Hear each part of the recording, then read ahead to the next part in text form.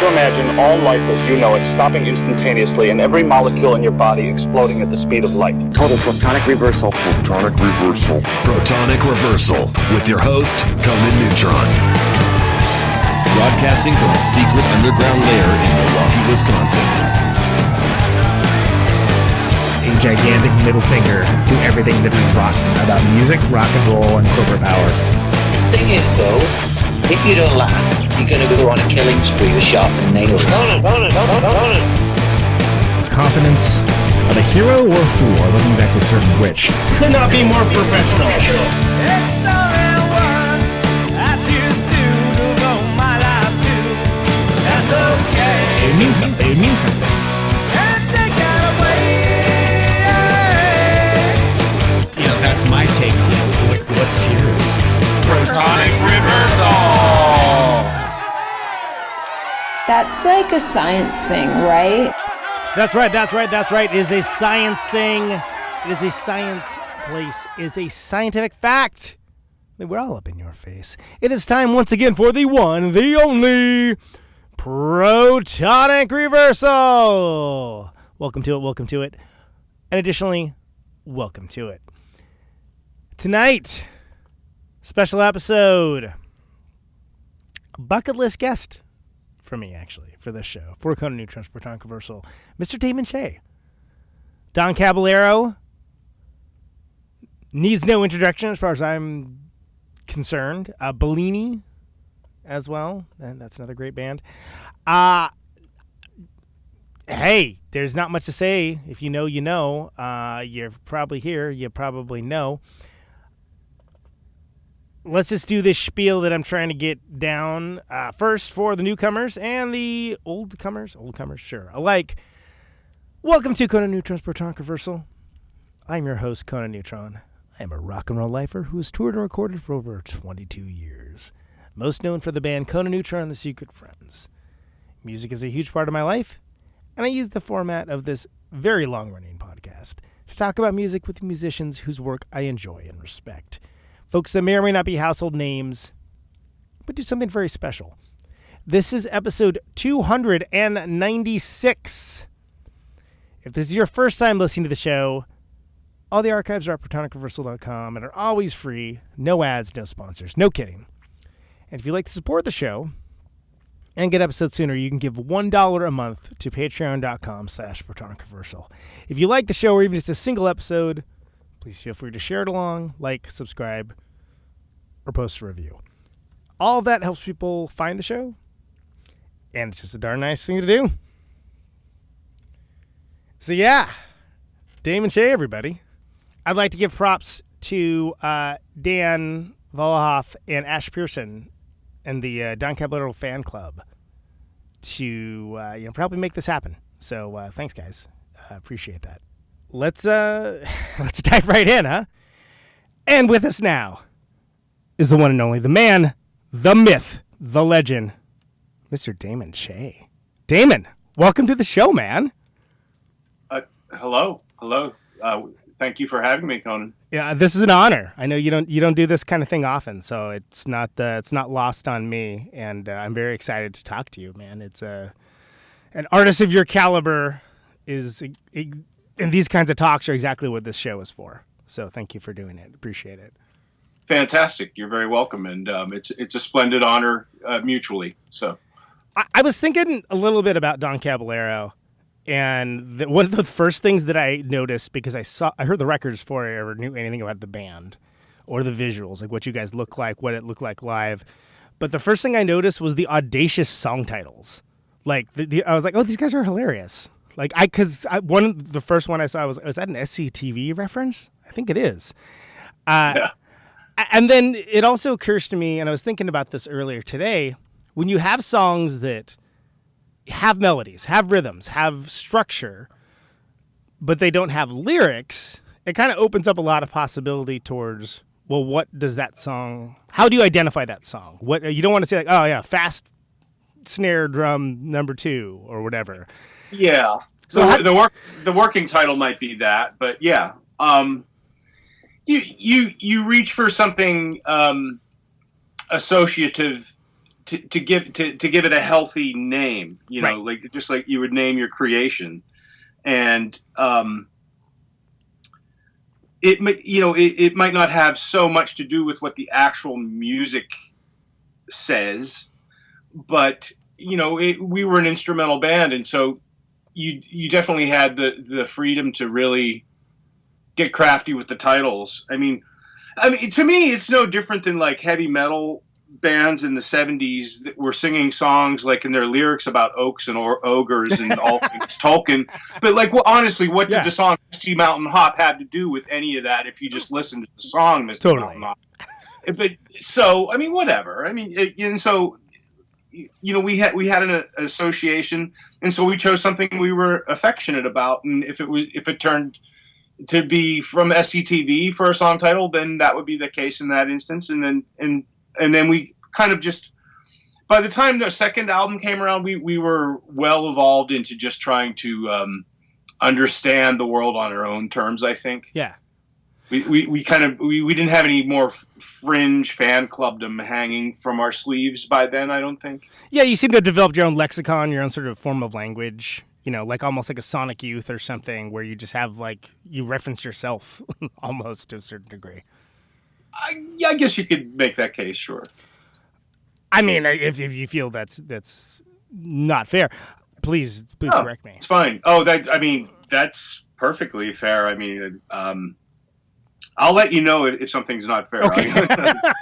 Not fair is when you put your first album out and every last single review in a press kit about a half an inch thick says King Crimson, King Crimson, King Crimson, King Crimson, King Crimson, King Crimson. And I'm like, are you kidding me? This is the best you schleps can come up with? The one band that they know of that has like polyrhythms or whatever. Yeah, it's So here's the thing for me. I got into King Crimson after Don Cab. Like I for whatever, like, and that's fine. I try to explain to like younger listeners that it didn't used to be like it is now, that you could just like 2 clicks and like listen to everything in the known universe from all time. So my first thought of was King Crimson, and was like, oh yeah, okay, I guess I could see that. This is different though, because I think there's a furiosity, not always, but a furiosity to Don Cab that hits completely different. It's just that like there's not a lexicon for prog. That's probably true, unfortunately. And I might add, I don't have any beef with King Crimson. I had a beef with journalists around the time we put our first album out. I couldn't believe that that's all they could come up with on their noodles, is to rant about King Crimson long enough for the egg timer to run out and them to say, job done, I wrote my review for this record. Yeah, I hit the word count. Yeah, exactly. But I mean, you definitely transcended that for sure. But I think it is. I've seen that with other bands too, where people hear like some audio signature or some thing that reminds them of like one other thing, and they get stuck. They get stuck on that.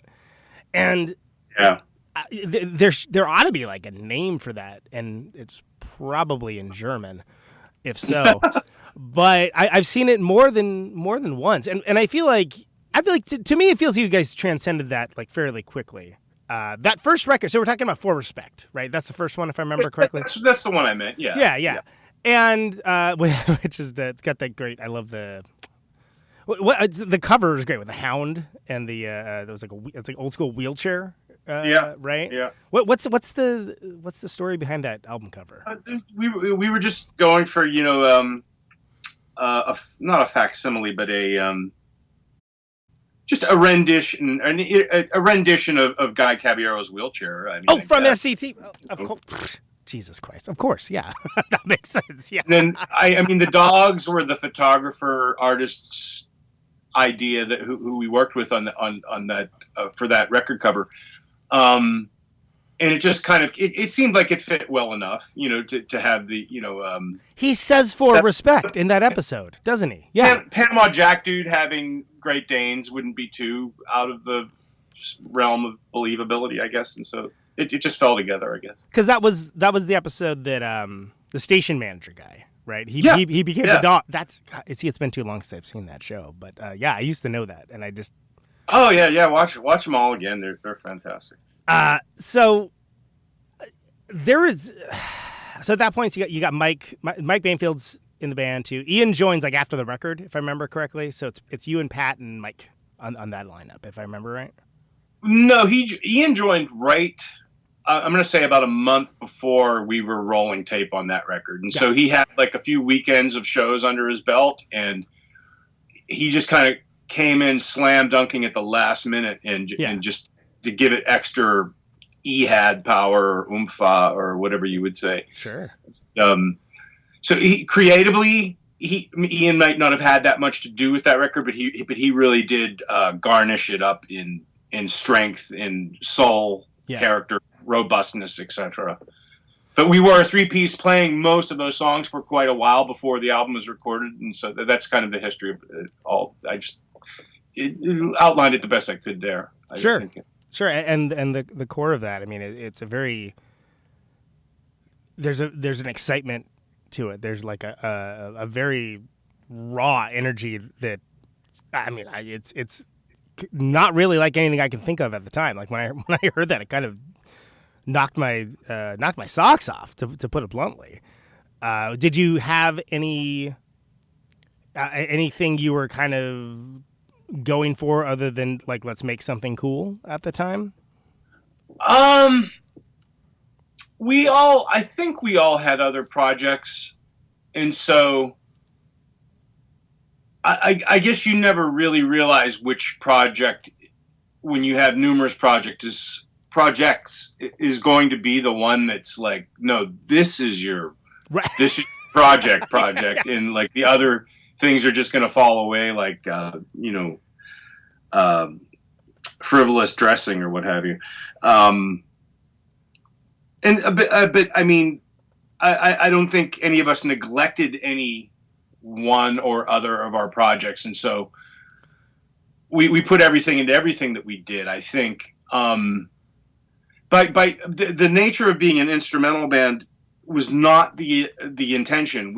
I think we always just saw ourselves as a thing that came out of the rehearsal studio that we were going to see where things were going to go. And I think we were all thinking, we're not complete though. We're not ready to do anything. We don't have a vocalist.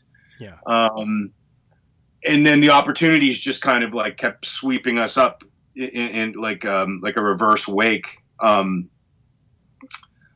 so we couldn't say no to the opportunities that were presenting themselves. Sure. And so we were, I guess, branded an instrumental band just by virtue of that, because we had to get busy, because we weren't going to tell these people no, that were saying, hey, do you want to play this show? Do you want to make a single with this record label, and so on and so on. So a couple things. First of all, Speaking Canaries was already going at the time, or is that like a little bit later? I'm sorry if my timeline's a little messy. No, it's fine. In its fashion, it was already going, and it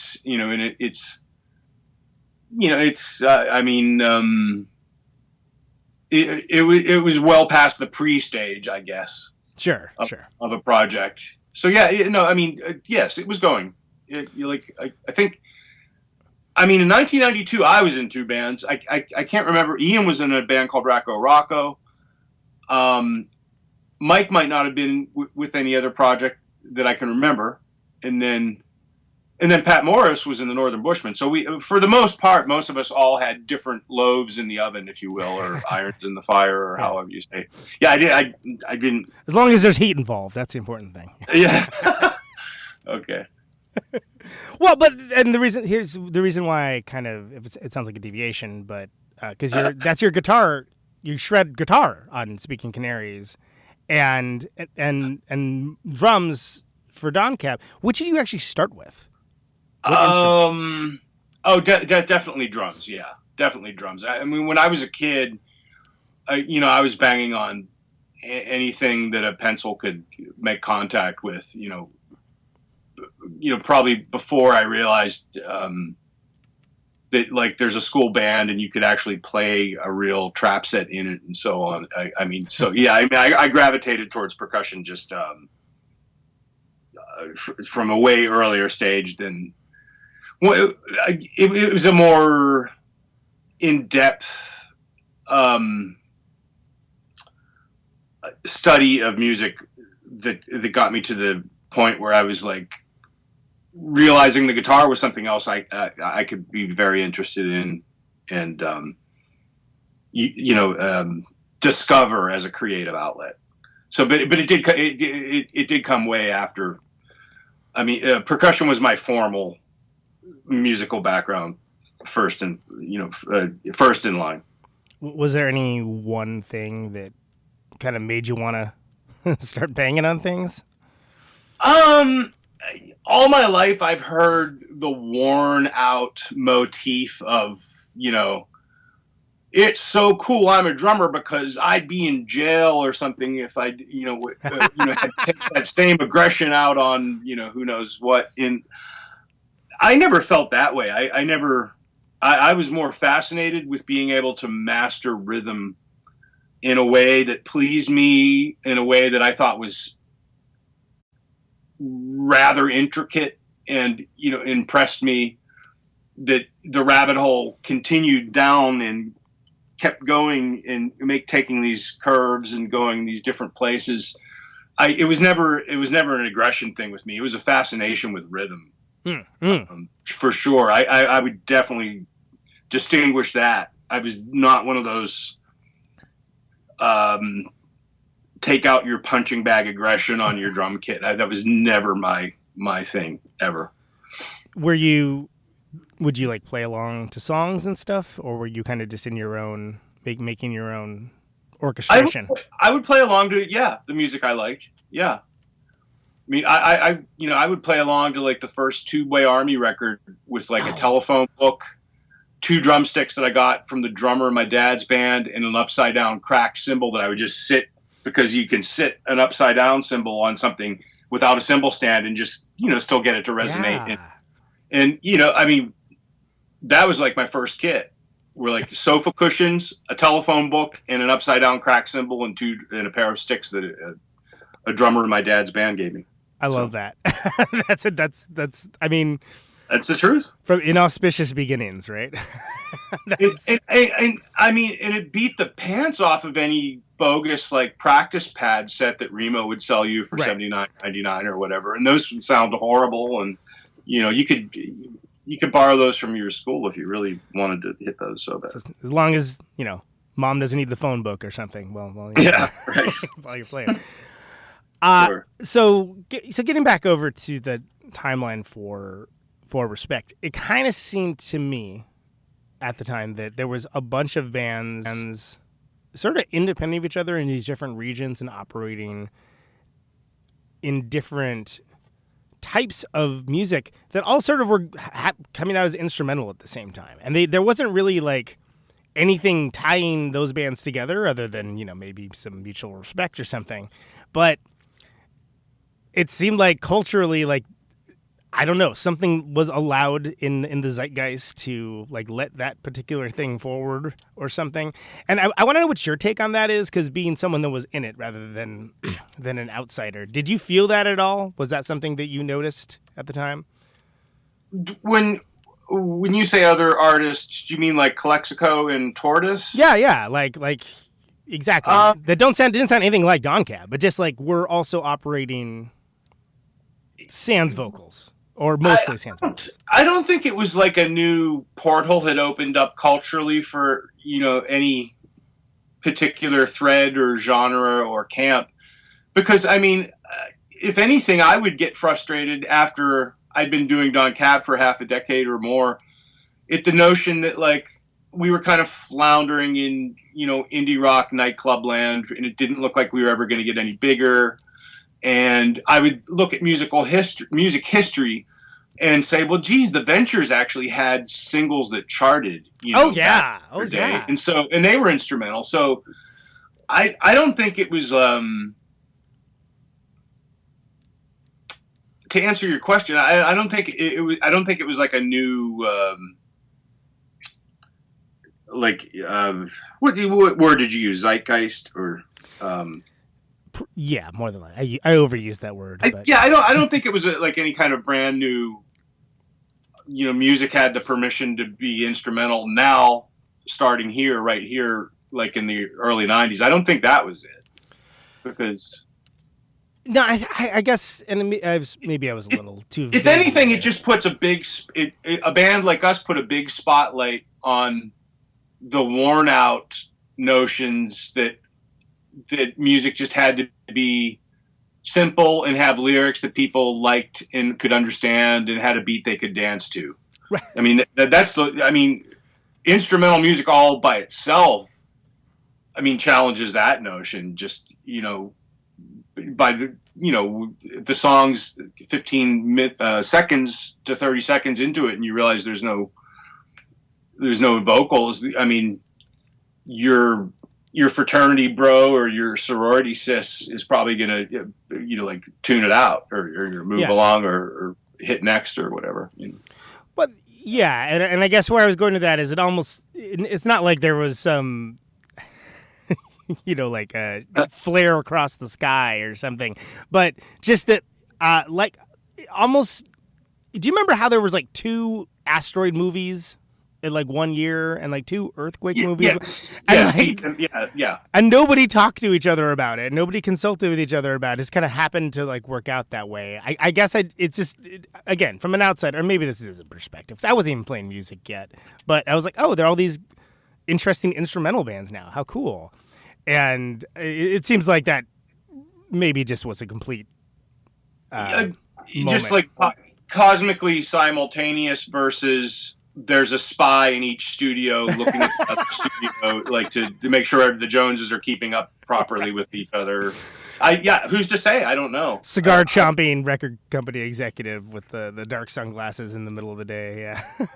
Maybe somebody was spying on us and goes, we're going to have to do something about this.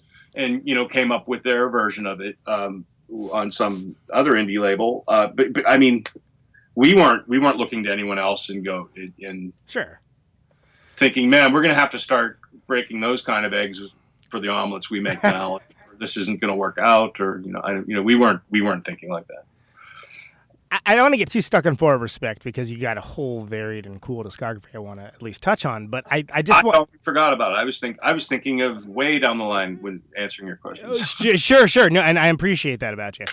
I do want to. I mean, there's such a like that the title track, the opening track of For Respect. Like it's just such a skull crusher groove. Like it's just like utterly like relentless, and I love the idea of that being the first song on the first record. Sequencing is something I think about a lot. Was there ever any thought on sequencing or any second thoughts maybe? It's interesting you would mention that. Originally we wanted Got a Mile, Got an Inch to be the opening track. Ooh. And For Respect to be the first song on side 2. And people at Touch and Go thought better of that and suggested to us, what would you think about For Respect being the opening track? Everyone really seems to like that the best, and thinks it's more impactful, and just flip it with the side 2 being the other track. And I think they were absolutely right, and I'm glad we didn't pull some like artist tiff and and say, no, absolutely not. And so, because I think they were perfectly correct, and with that being the better choice. Stamp feet and no, we're artists, damn it. Yeah. Yeah. So to answer that question, that's absolutely how that went down. That's interesting because it would give the entire record a different feel almost. Well, there was another time when there were tracks on our 5th album, American Dawn. Was it the 5th? Yeah. There were some tracks that were in jeopardy of getting axed, and I was adamant about not taking place.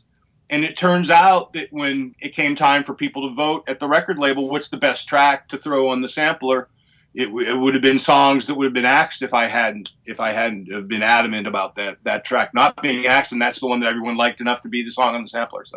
Wow. Well, that's just another example of how that cookie can crumble. Yeah, absolutely. Well, and that's it's funny how that goes, because sometimes what hindsight is 20/20, right? But like when something is new and hasn't had time to percolate for people, sometimes like it can get like, oh, what that's fine. You go back. The ultimate takeaway is artists aren't right about everything, and record labels aren't right about everything. They're both partially correct, and you have to navigate the terrain, and hopefully you'll end up with the best results. Sure. When everybody puts their heads together. So last thing with For Respect. So is there anything else that about recording that or anything along those lines? Anything leap out at you? And the only reason I am kind of hyper focused on that is I feel like Don Cab is a band that is kind of shrouded in mystery to a certain degree. Good.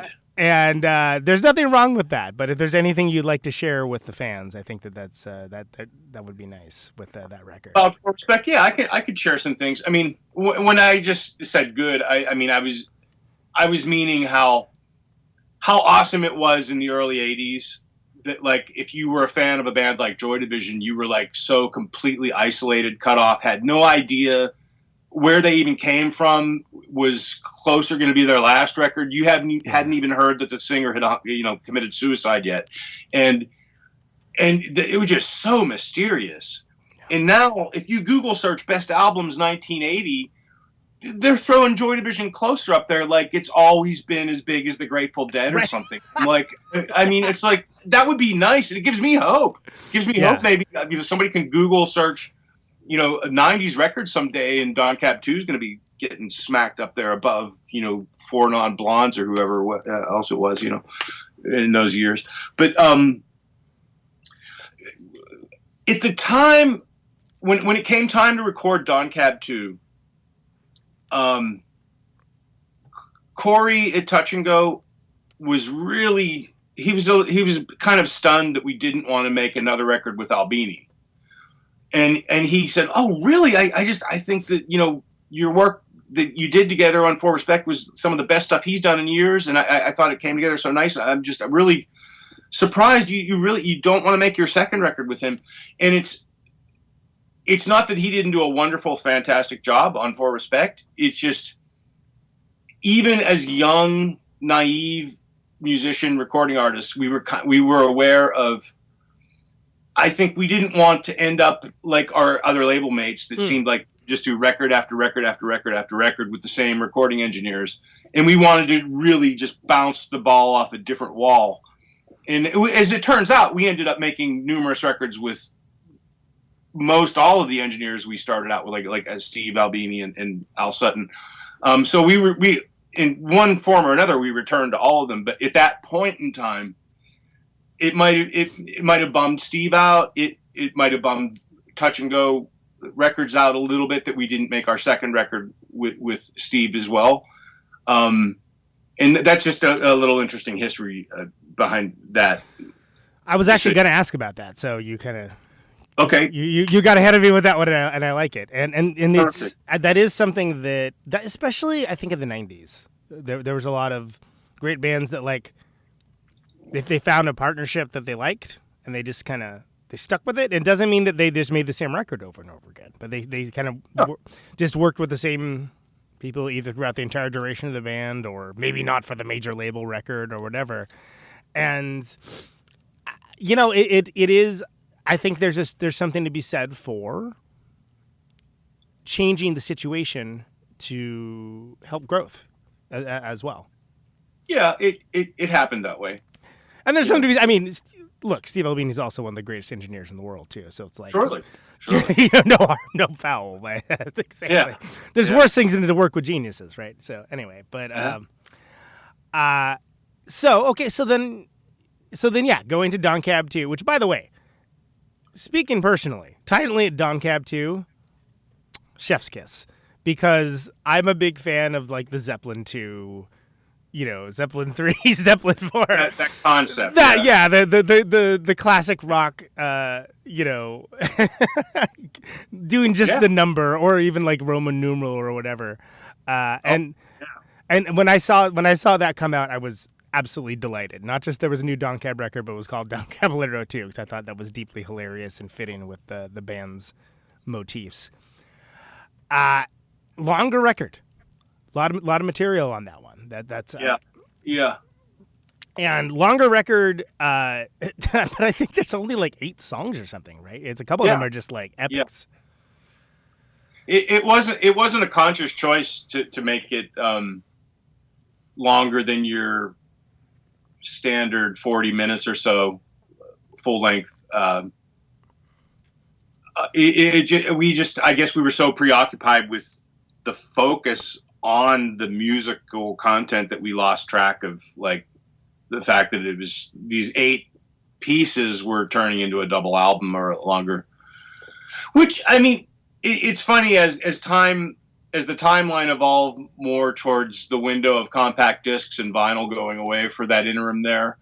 It seemed like artists were definitely doing more than 10-track full lengths at that. I mean, like, CDs started to lean more in a 15, 16, 18 song direction by then. And so we were kind of like right on time for that, really, if you looked at it that way. But then the way iTunes like divvies up things when they want to sell downloads there was a complication with our third record because of not enough tracks to be considered an album. Oh my God. But yeah, some kind of snafu with that where we had to tap dance real fast to get them to play ball with selling that record on iTunes or something happened.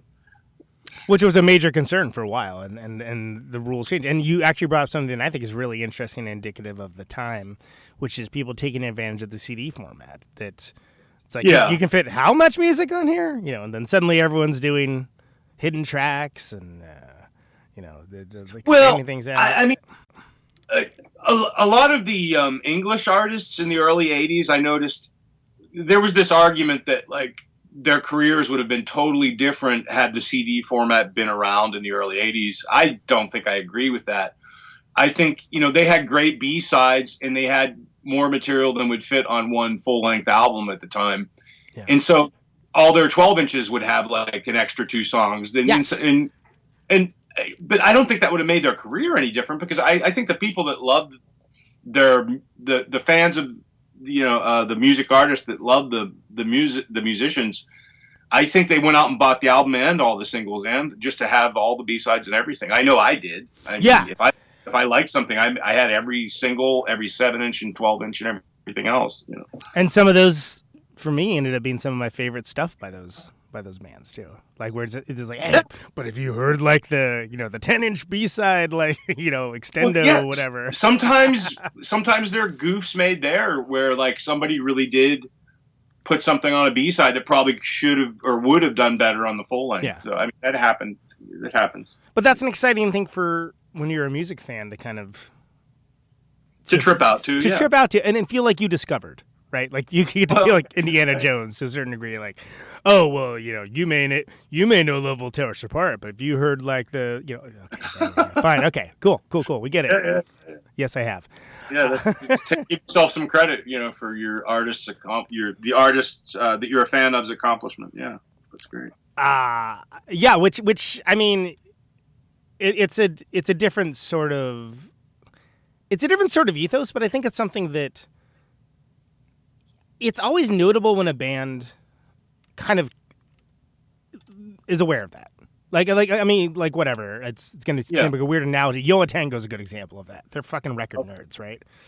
And like they behave and release their records as such. And any I mean, like, look at those early Shellac 7-inches, right? People get to geek out on those, and it's like, oh well, I have the one that's. Turd brown, and it's okay, great, okay, cool, right on, good for you. That's awesome. It's for the people that it's for, and that's wonderful. That's a beautiful thing. And you don't, if that's not your thing, that's fine. You don't have to go hunting around for it, but it's there for you if you want to go hunt crates or Discogs or I don't know what people even do. But there's a story behind those first 2 Shellac 7-inches. I think at the time, Touch and Go Records were like, well, yeah, that's going to be very labor intensive, and they were like, yeah, so what? And the label was like, well, we don't, we're not going to. I mean, our employees have better things to do with our time. We're not going to have them sit around and do.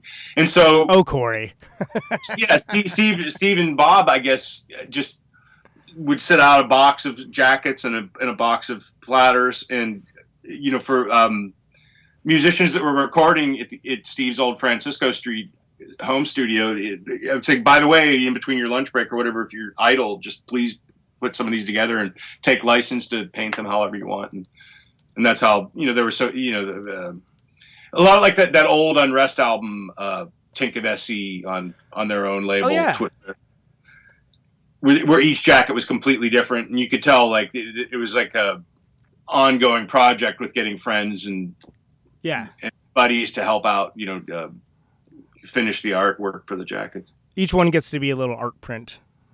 Yeah. In and of itself, which is, I don't know. I love this stuff. I think that's so great. Yeah, it's totally rad. Exhausting and great. Okay. So, I'm sorry. Back to Don Cab 2, though. Like, so you got some longer compositions in there. Yeah. There's, you're really, there's some stuff that's very, I think the term gets thrown a lot, hypnotic, almost. Okay. On the record. In a good way. Like, there was some hypnosis going on, sure. Non-criminal hypnosis, for sure. Yeah. You have Tokyo on there, Cold Knees. There was some, like, I remember there being some kind of, like, weird confusion with, like, the titles. Like, there's a song named something different on the website. It's up, like, it kind of, there was a lot of, around that record, it seemed like to me at the time, because that was like 95, if I remember right, because I worked at a record store when that came out. Yeah. And you had it divided into sections and almost like movements within the booklet, if I remember correctly. And it's been a long, I haven't looked at it. This is like, yeah. I remember how many years have been. I got it back behind me, behind this studio wall, in my CD box. But were you starting to think about things in terms of that? And I think about that too because you also have like you reference it a little bit like in like American Dawn and whatnot, like breaking things up into movements, like stuff like that. Because how you got to figure out where the song ends, where it begins, if it goes a certain place, if it goes a certain length. How are you breaking it up that way? And again, Ian's full on composing all this stuff with you now. Mike's still in. Matt's on bass. Yeah. At this point, right? Mm-hmm. So when you're composing things, are you starting to think of things like a composer, like a Glass or Penderecki or whatever, or is it still just more coming from a band perspective? It's possible we were, but I think it was probably so in our own language or in our own frame of reference. We might not have been precisely aware of that growth, if that growth was in fact taking place. I think it was still like, I mean, by hook or by crook, from where at least my vantage point, I was treating it still like, it was like a rock song, right. Ultimately. And then, there's all kinds of places that can go, and there have been many pieces of rock music that gets like the breakdown and the 1, 2, 3 Roman numeral 4 to itemize each, like the movements you're talking about. But if we did have movements that were it was that obvious, I think in our own minds, we were just literally taking everything. I mean, most of those Don Cab 2 songs are all pretty linear anyhow. They're all pretty A, B, C, D, E, F, G, H, I want to quit now. Yeah, sure. That's the song, it wasn't very verse chorus anymore. Like, the first album, I remember, I think it was Preston from Mule. Or P.W. Long later down the road. He was like, I don't understand why you're an instrumental band, because I can hear vocals when I listen to your record. And I'm like, but I don't think he could have said that about Don Cab 2, though. He was saying that about the first album. The first record, sure. Yeah. Well, and what's in the liner notes? It's like, Don Caballero is not jazz. Don Caballero is free from solos. Right, I think that was a That was some middle internets. See, that went back and forth too, and I can't remember who wrote which. I mean, because sometimes someone would call me and say, "Hey, could you write a bio?" And I would, and they go, "You know what? It's not going to work. We're sorry." And then they'd ask somebody else, and then that. So it from album to album. Like I think Ian wrote the bio for What Burns. I think Ian wrote the bio. Yeah, and I can't remember if I wrote the bio or not for Don Cab 2. I can't remember. Nice. I genuinely cannot remember. But what you're asking? What about the bio? What? Well, just like there was already refresh me. I've already lost my trail. No, because it almost seems like there was both an attempt at sort of commentary on myth making, but then by the same token, like a solid like embrace of defining your own world and doing so in a way that it kind of gives a statement of intent, but also sort of who cares about this? I mean, like, what is it? Yeah, that's one that's faux-ass nonsense, right? If I remember correctly. Yes. Like putting some faux-ass nonsense into the for people to maybe attempt to sift through, but then also being serious. I think from that sounds like one Ian might have wrote then. But now you've got me thinking there might have been different headers. There might have been like one for like the mail order catalog versus one for the press kit. And now I'm getting fuzzy on who wrote what. Because I felt like I would write one and then Ian would write one. I would write one, then Ian would write one.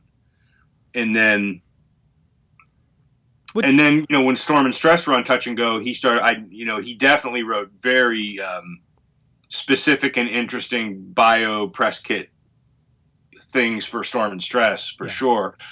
And I don't know if that would mean he would be too busy to write one for Don Cab 2 or I just seem to remember we took turns writing the bios, but I honestly can't remember now. Well, that's interesting because to me, from an outside perspective, it just seemed like the voice of Don Caballero. It didn't seem like two different people writing it. It seemed like you guys, whatever you were tapped into at the time, like it never seemed like there were multiple people writing it. It just kind of seemed like a unified voice.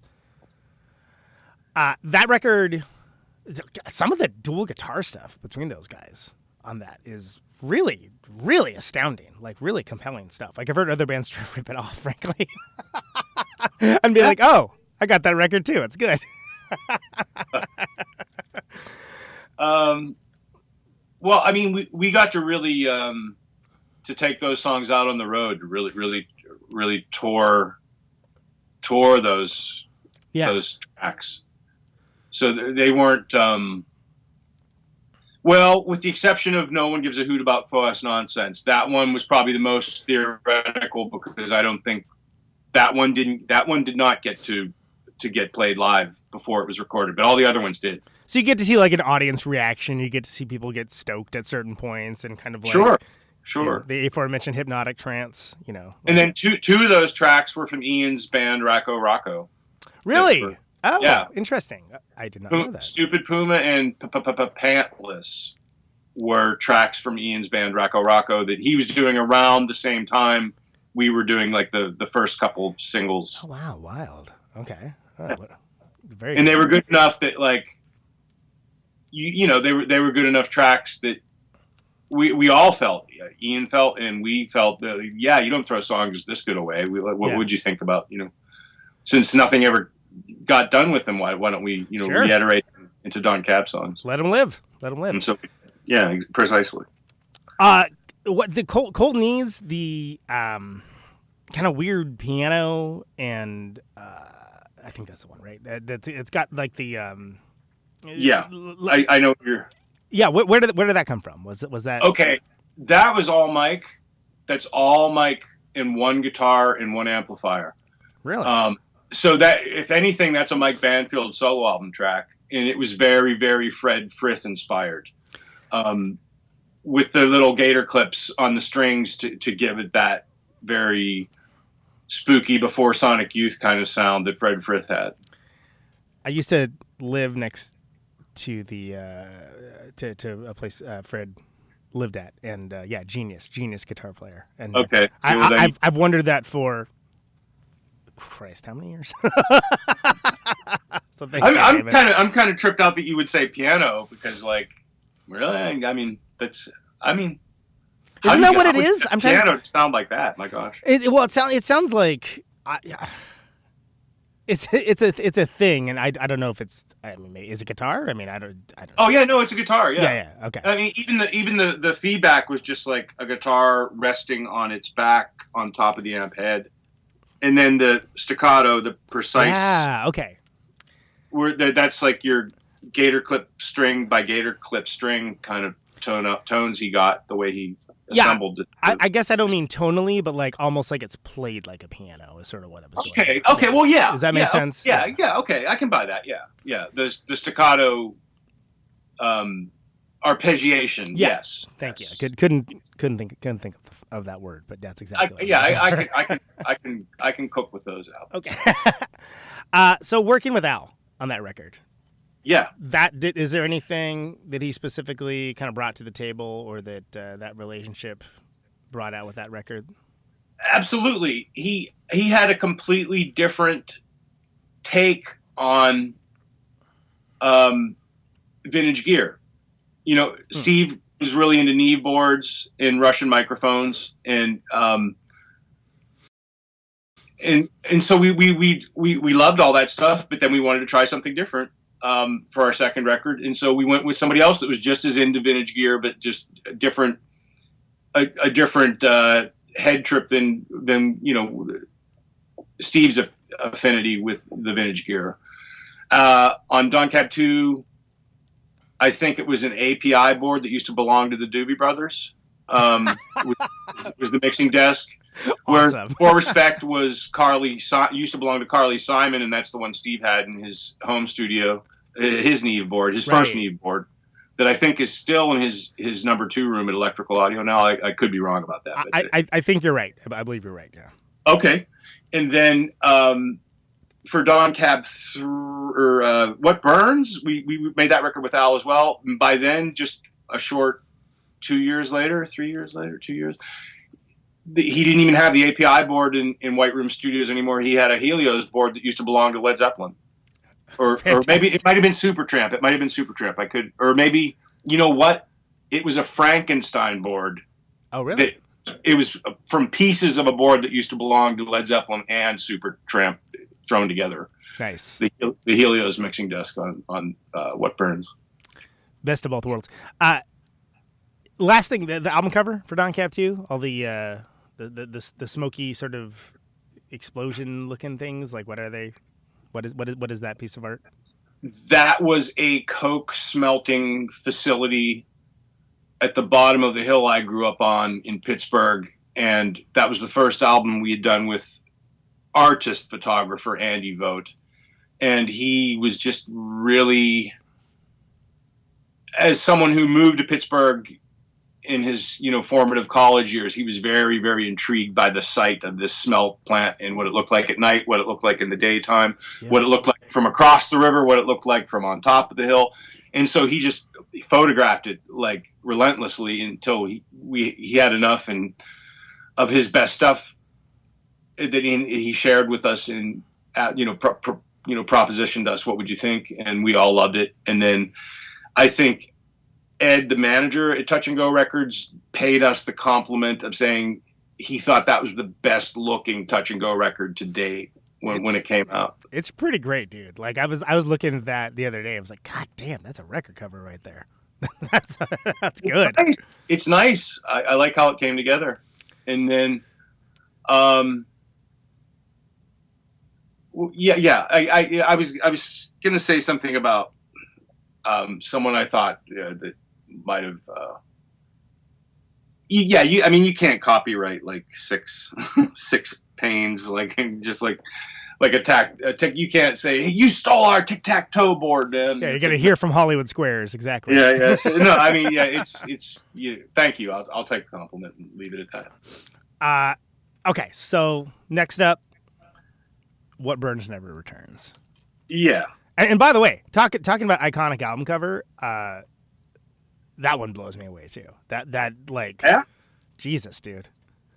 Andy was really he was on top of his game for sure. And so, to this day, so many people ask me, "What is that cover? What I can't. How did they do?"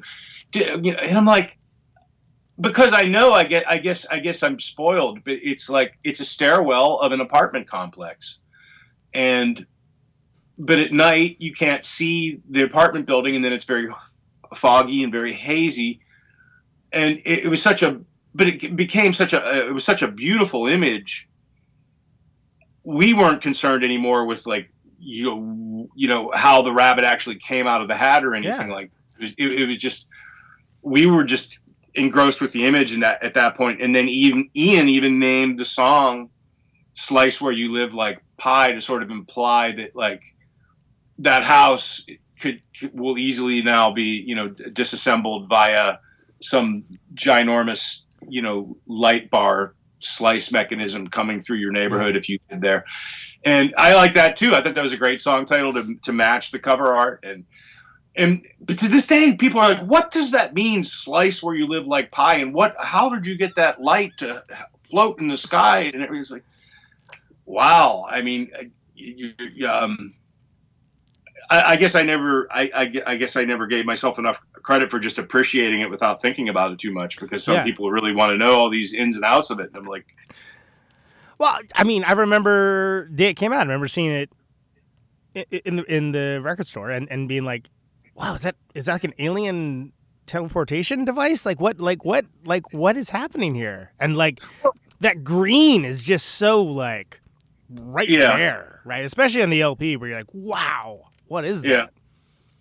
Well, I mean, if the record store was being kind to our new release at the time it was a new release, there was an accompanying poster that was a little bit more revealing of the structure and the stairwell and so forth, so that you could see how the rabbit came out of the hat kind of stuff. Sure. How the trick was done. And I had it. Yep, I remember. But I mean, not necessarily every record store got their posters, maybe not necessarily every record store displayed them. So it's hard to say, but So, I mean, yeah, I had to give a shout out to that record cover because that's. Well, thank you. No, thank you. To this day, like when I think of too, if you're able, I would love to. When I think of the great record covers, like that's one of them for me, and no joke. Aces, thank you. So, What Burns? It's like about 2 years, right between there, two and change maybe. Yeah. Pat's back. That's true, yes. You have, to me, that's where Ian kind of started to really blast off into the outer galaxies with all the pedal stuff and like the crazy. Not that he wasn't, not that he wasn't before, but that's the one where it's like, holy moly! Like I remember seeing you guys on that tour and, as a guitar player, just being transfixed by what is happening right now. What's just astounding. Yeah, which as was every other dude. Let's be clear, dudes, all doing exactly the same thing. Yeah. I did not punish him about pedals though, but that's to me like that's such a strong record. Like, I think of, what is it, In the Absence of, that's one of my favorite songs from you guys. In the Absence of Strong Evidence to the Contrary, the Charging, the Bull. Charging Bull, yeah. Yeah. We misspelled the word absence on that somehow, but yeah. Oh. The proofreaders didn't get it, or they just assumed that it was like, whatever, that's them. It's those guys. They do what they want. Yeah, it could have been that too. That's the problem with being very adamant about, like, capitalization and pronunciation and so on is that people are just going to assume that. But yeah, I think that's a fantastic record, man. And that's actually aged really well, I think. What are your thoughts for what Burns? Like where are you at as a band at the time, and what are your thoughts? I'm just thinking maybe it's good luck. It's good luck to misspell your word by accident. It's like when they say if you step in Kalmanor, it's good luck if you, but it has to be a genuine accident. You can't try to step in the cow manure. Yeah. Right. And pretend it was an accident. Who knows? What are my thoughts on that record?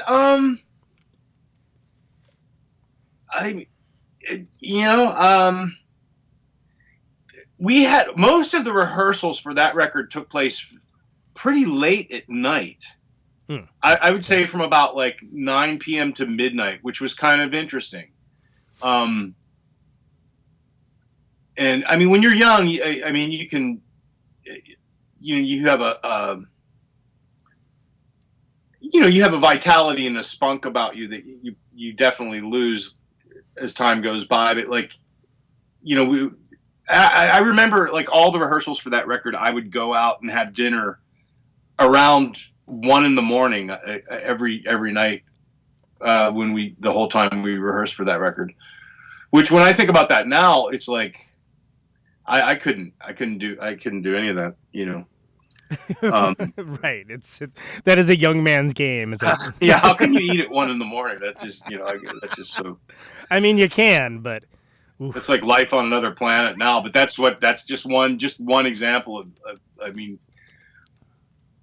a behavior I so happen to remember that they just all of the elements that must have came together to make it all happen. I feel like that's a band hitting really hard at the time too. Like I think like all like the crazy interlocking, interweaving guitar stuff. The compositions are very strong. It echoes some of what happened before, but like you're building into something that I think you really hammered home more so later in American Dawn. But like it's a notable it's a transitional record, but an iconic one, I think. I remember Bruce Adams I mentioned people that wrote record reviews I thought were unfair, but Bruce Adams, I remember at the time when that was a new record, he wrote a record review. He used to be a Touch and Go back in the late 80s, but I think he'd moved on by the time we were signed to Touch and Go. But he had Cranky Records, and then he had a zine. Cranky, yeah. When What Burns came out, he wrote us a very, very nice record review, and it kind of wrapped it up plain and simple. I don't think there's anybody else out there right now that can claim the level of originality that we had finally achieved by that record. I mean, it was completely our own concoction, and there was no way anybody else was going to be able to pour anything into their punch bowl that was going to be the same beverage as what we were, serving up. And it was a very nice record review. I mean, that had to feel good, right? I mean, it did, and it made up for all the, the King Crimson comparisons. Exactly. Yeah. Robert Fripp, who? Exactly. Yeah. But I mean, you mentioned Slice Where You Live Like Pie, which, by the way, that's the one that there's like on the singles collection. There's like a kind of they're split up. Is that the one I'm thinking of?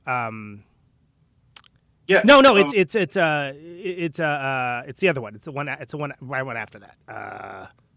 American Dawn, or no? There's the one you have on Singles Breaking Up, where it's like two songs. No, it's a Room Temperature. It's Room Temperature, where it's like there's two. Oh yeah. That was a single. Okay, that ended up with a somewhat different version. Ended up being exactly on the album. Yeah. Right. God, that was a long way to go for that. Sorry. Hey, I mean, you can edit it out. No, I mean, it's at least look. This show is what it is. Half of it is me trying to remembering stuff from 20 years ago. So, okay. But did you? Which one came first? Were those individual? Oh yeah, the single. If anything, the single. Trey Dog's Acid and Room Temperature Lounge. Yes, because it's Room Temperature Sweet. It's Sweet on the record. That's right. Yes, I remember this now. Yeah. And it's Lounge on the single. If anything, they were like the demo versions, and then the ones on the album were the more mature versions, I think. Right. Unless you see it through a different lens in reverse, maybe that you think the demo version was more mature. And there were other groups. at the time that had two of the really good songs from Jesus Lizard Liar were I think there were demo versions from Idful Studios they did of those songs before they ended up on the third album. Yeah. I can't but they remember got names. released. There was a 7-inch of them, Yeah, and there was. But then I think the better versions ended up being the ones on the album. Yes, that Steve recorded that album too. Absolutely. So with What Burns, like, how strong. How strong were the opinions in the room for like how the songs were arranged at that point? Did you say reached? How did you reach consensus for arrangement for those ones? Was that something? Were these tour tested at the time? Were they? Yeah, to an extent. No, let me think about that. No, because that was the record. That was our our mid-90s comeback record in a way, or late 90s comeback record. So, I don't think those songs got to be as road tested. Let me think about this.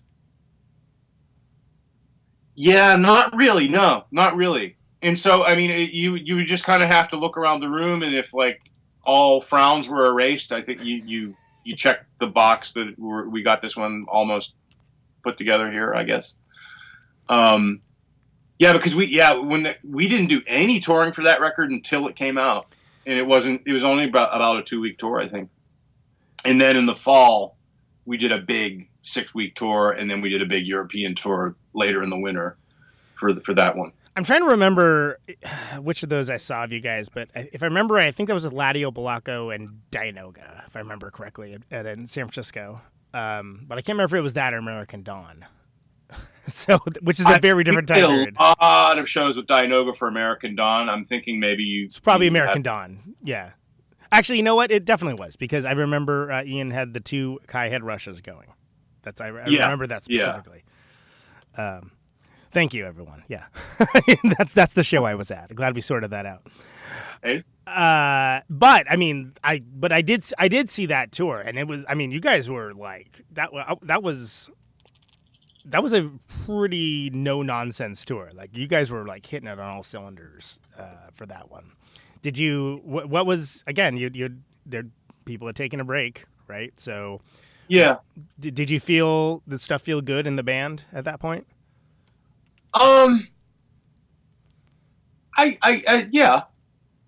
I mean, we I'm pretty sure everyone had a sense of we were, definitely doing something worthwhile that, contributed to making the landscape a more pleasant place, wherever you could cue our music up to be listened to. It didn't feel like we were engaged enough with just making the music and going out and playing it to the extent that we weren't thinking too much about we weren't evaluating the results. Sure. We were enjoying it enough just to simply enjoy it for its sake at that point, I think. And how do you feel about, you worked with Al again on that. Do you think that's the record turned out the way that you originally were envisioning, or did it kind of take on its own life? Well, I mean, we knew we were going back to White Room again. And so here's what we did on that record that was different. We made sure we had an extra couple, 2 or 3 extra 24-track reels. Just at the ready, just ready to go. Yeah, and we banged out multiple takes of tracks. Oh, cool, okay. And in some instances, we would all have to agree, yep, the third latter half on this version absolutely smokes. And the first 2/3 of this one is the same, and if you were to splice them together there, you would have the ultimate version of what we've been able to accomplish, since we only have 2 days left to mix, looking at our watch. Right. And so that's why we did it that way. We wanted to have the luxury of saying, let's have enough tape on hand to try multiple takes of tracks. And so we got the best versions, because sometimes you would end up splicing something just because you messed up. And I guess the logic was, if that's going to happen, at least let it happen, because there's this better take sitting there that it wasn't premeditated to fix a mistake. It was just, it so happens this version's better. So if you did have a mistake, let's take two segments that were the healthiest segments to splice together. And you can get different vibe, you can get different character. I mean, it can be like the same parts, but just the feel is somehow different because of it being a different take, right? But perhaps. I mean, I know I goofed around with different snare drums from track to track too on that one. Just because you had a sense that, like, okay, not every person in the world, not every musician in the world, not every recording artist in the world gets these opportunities. It's not like I at least had a strong sense that you don't take anything for granted. I mean, we're in this recording studio with like millions of dollars of gear, and like you don't just treat that like something you can just do anytime you feel like, whimsically. I always had a strong sense of, this is a gift, this is a opportunity, this is, you don't take anything for granted. And so I always maximized on when it was time to make a record.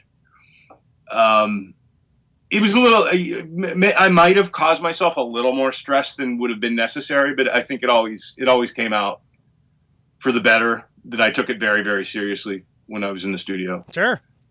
Because on the road, it was very much a party, but in the studio, I got really serious, about making sure we, left the building with a real accomplishment under our belt. Well, and it shows, I mean, I think that deliberation and the care and attention to detail for that shows on the recordings. I would hope so. How'd you come up with the title, which to me is one of the all-time great titles for that album? Well, I don't want to say this the wrong way. I'm pretty sure we directly lifted it from Laurie Anderson. But it wasn't really my idea. But like I mentioned how we took turns doing bios and things. Yeah. I think it was Ian's turn to name that album, and he did. And I'm not trying to hang him out to dry or anything, but saying he just stole from Laurie Anderson. But I could be wrong about that. But there was something he was reading at the time where Laurie Anderson had some kind of campaign. Honestly, that might be a better question for Ian. Okay, fair enough. But I know that was Ian's idea to call, and it is a great title. I mean, we had borrowed things from other people before, anyhow. So, did you have it? Was there any temptation to call it Don Cab 3? If there was, it was comfortable enough to dismiss it to letting a song be a song called that. Yeah. I can't remember how much thought went into that. I think you guys you're up there with the Buzzcocks for one of the best named singles collection too, especially when matched with the artwork. Yeah. Okay. Yeah. The artwork was a nice dovetail with it. I mean, it's, first of all, I think just the cover is genius, but I like the fact that, flip it over, open it up, like, then you get like almost the punchline to the joke to a certain degree too. And like, I just love the the what? What's going on? Like, guy. Yeah. It's pretty great. Again, these are all visual references for those only listen to the audio version of the show, but just look it up on the internet, people. You've got the internet. I think at that point you had so many great singles, right? Was there just an idea of like, hey, let's put this in another format so people can get it and hear it and so on. Yeah. And so on. And you know, and yeah, I mean, to have a nice full length release that addressed all the things that had gone out of print. And I must say this though, I mean, if it had not been for Halo of Flies had a compilation that was a direct parody of the Buzzcocks singles. Oh, right. That's right. Yeah. Singles going nowhere. Had it not been for them, I don't think there would have been as much incentive to sequelize the Buzzcocks. Yeah. But the fact that they sequelized the Buzzcocks one, I think, gave enough incentive to make a trilogy out of it.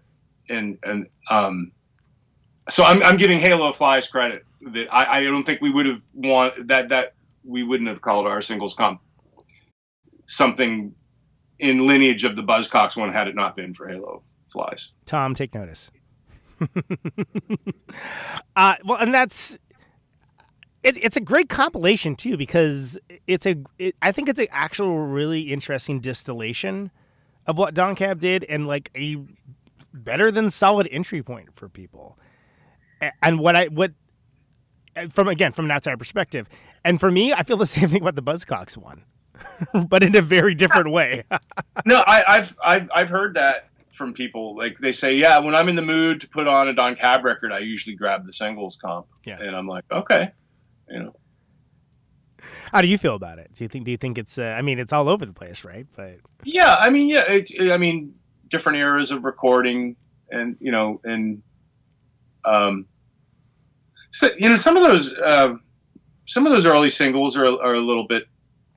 They're a little bit shade tree mechanic, you know, when you assemble them with all the other stuff. But you know, it's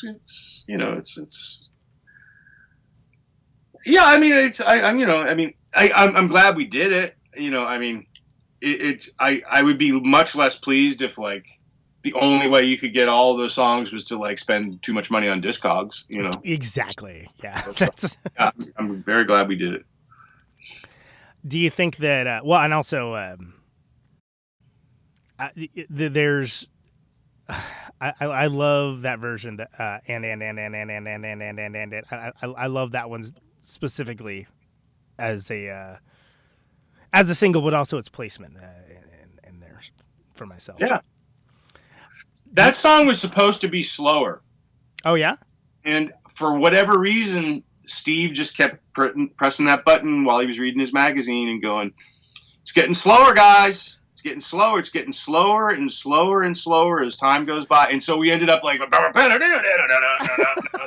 so you can thank Steve Albini for how fast that version of that song is, for sure. Yeah, I mean, I think it's like it barely clears 2 minutes. I mean, it's pretty speedy, but that's good for a single, you know. Yeah. It all happened the way it happened. Do you like the sequencing on that one at all? Like how it all plays out as a record?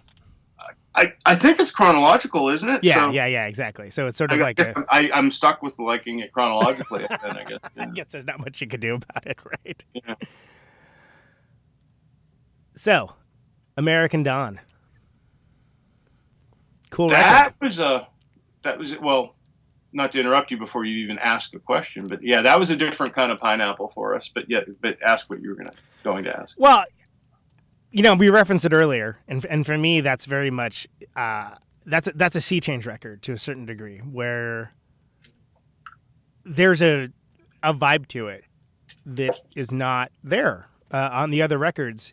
And by the same token, there's a different degree of melodicism displayed there that has to do with, relaxed is the wrong word, but it has a quiet authority to it. Okay, I like that. So where were you guys at the time? Because I know that this is the fifth record, the fifth Don Cab record. Yeah. Yeah. At that window in time, we were the only three people we knew that could do anything in terms of being music artists in a band, because that's all we did. And so, you know, we we definitely hustled, and we played lots of tour dates. At that window in time, and we all lived in Chicago, and there were only 3 of us, and so I think, and we all got along pretty well at that point in time, and and then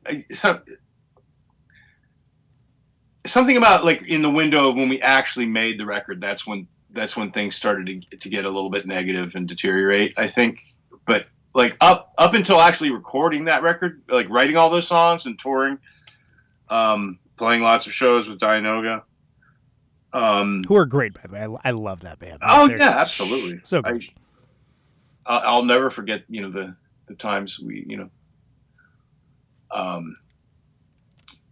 toured with them.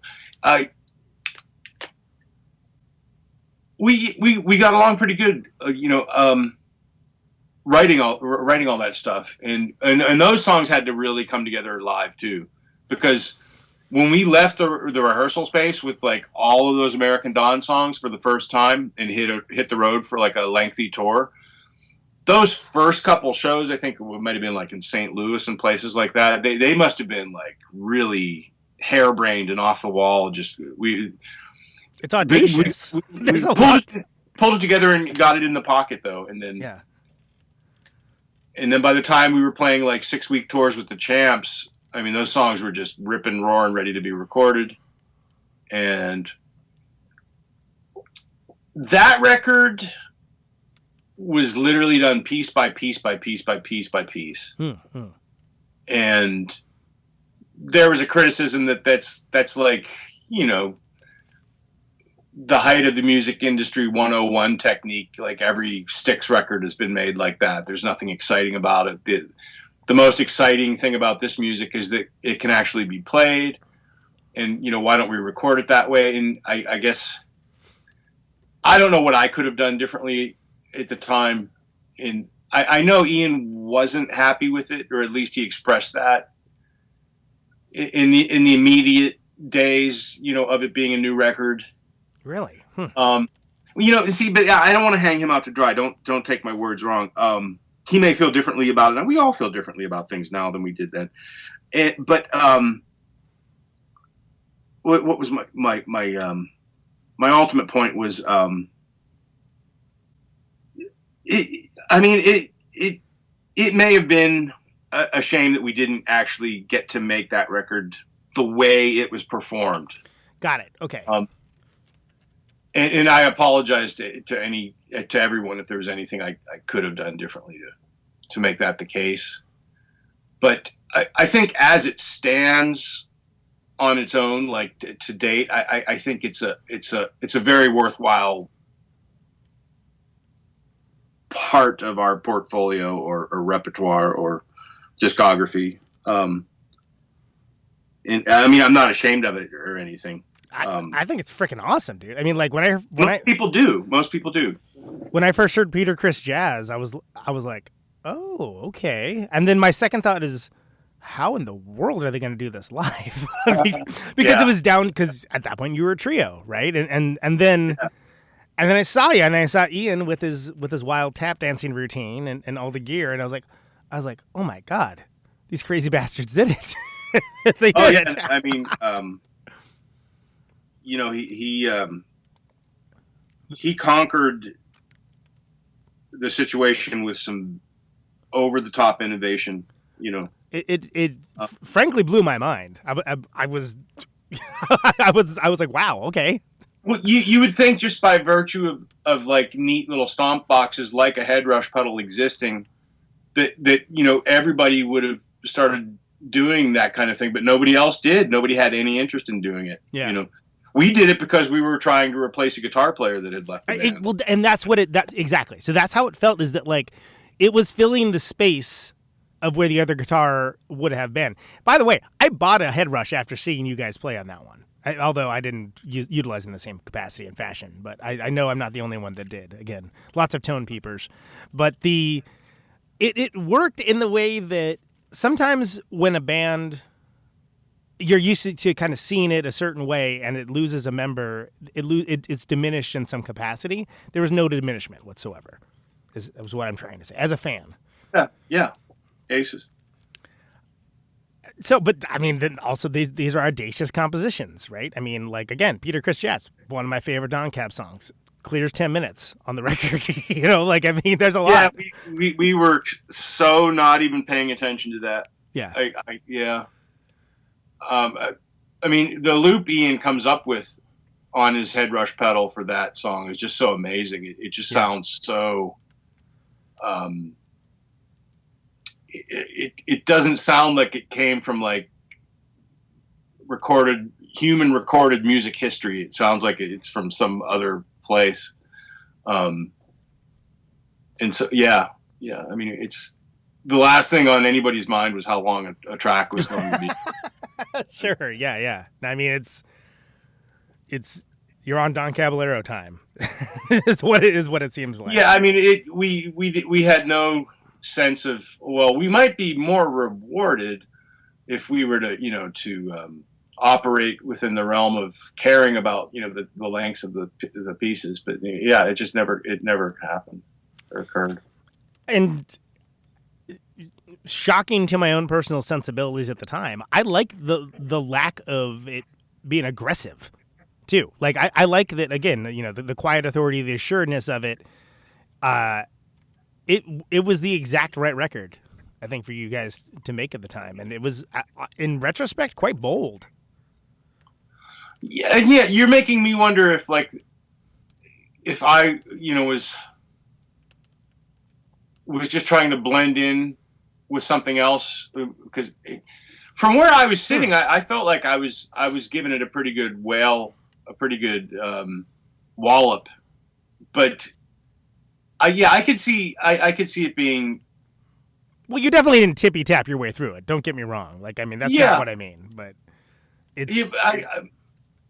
I know in my mind, I wasn't pleased with the direction all music seemed to be taking at that point in history, which was everybody seemed to be like trying to out mellow the MF out of everybody else. MF, I'm gonna out mellow your ass. I'm going to make a record so mellow, and like that seemed to be like the thing everybody was, just trying to out mellow everyone else. And I definitely was not on board for that, but I may have also been, I had to be willing to work with what was on the table. And if the compositions were leaning a little more in a direction of like, well, there's no need to freak out here because that's not what this expression's going for. And so by default, I might have performed a little more reservedly than the normal high octane first attitude that my playing had on previous records, perhaps. Now that you've got me thinking about it. No, sure. And these are the words that are coming out now that you've got me thinking about it. Because I think on first blush, it seemed like, oh, they're trying something a little different, but it didn't seem like, hey, y'all, here's the easy listening record. I mean, to be clear, I don't want to misrepresent that at all. Like, it was very much, no, they're trying this, and it's going to blow your mind if you actually sink in and let it kind of wash over you almost in a different way. And then I also thought that the sets were like well balanced too. Like you got like some of the old rippers in there as well, and it didn't seem like it was like programmed weirdly or jarring. It all fit very nicely. Yeah, I mean that's the cool thing about being like an underground art band is you're not stuck to like the conventional standard of like the recording artist that like gets to an age where like they can make a whole new album of material, but like there's not enough time to even play one song from your new record in your set when you go out and tour. Right. And then when you get really old, there's no way you can even get off the stage without playing songs that you can't even stand at all anymore. So you're flame. Yeah, those exactly. problems when you're an underground like art rock band. So our sets were probably kind of nicely peppered with old material, new material, and it was definitely something we all enjoyed. There were no like, oh well, we have to play. There was no song in our set list that we had to play. It was all about whether we enjoyed playing it. Yeah, and then it seemed like from a creative standpoint, like Don Cab was doing fantastically, but you've been a band a long time at that point too, right? So yeah, tensions fray. Almost a 10-year-old band by that point. Do you feel like how it all went down? Do you feel like that's something that was due to just the stress and exhaustion? Was it just people growing in different ways? I mean, there's definitely a laundry list of things I could have done much more gracefully. That's just me personally. But I mean, it's all water under the bridge now. I mean, all we can do is just, apologize for anything that was, horrendously bad and just, accept the history for what it is, it's still, on our, if you magnify us on our worst day, we still would have, better days than many, many other, music groups that ever existed. So,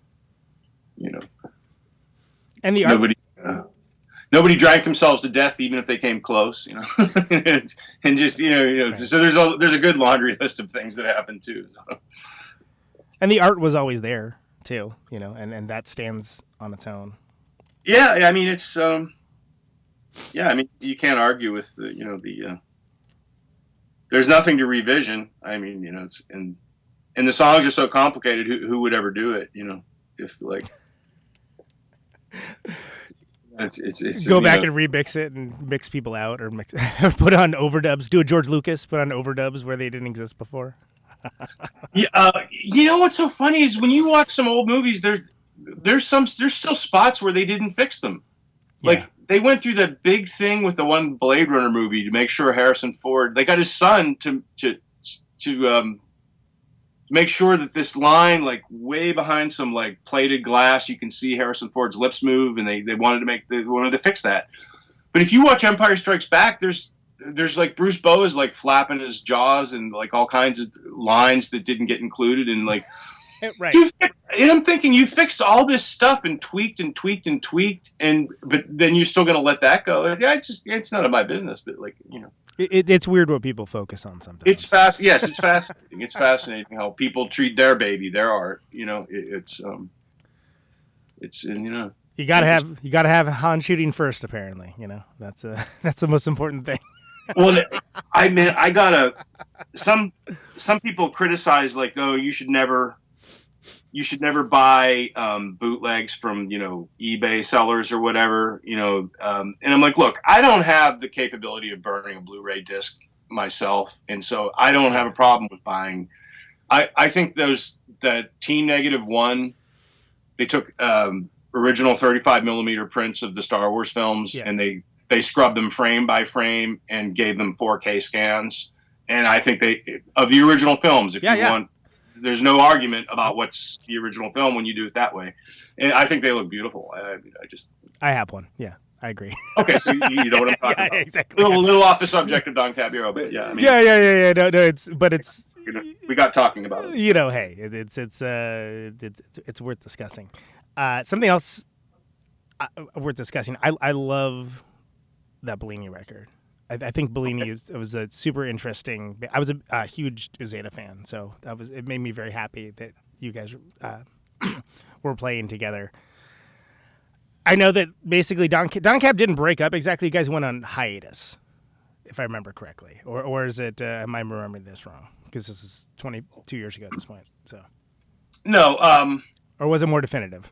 The original Touch and Go era Don Cab kind of concluded, and then there was a new. You came back with the Creative Borgia guys. Great band, by the way. I fucking love Creative Borgia.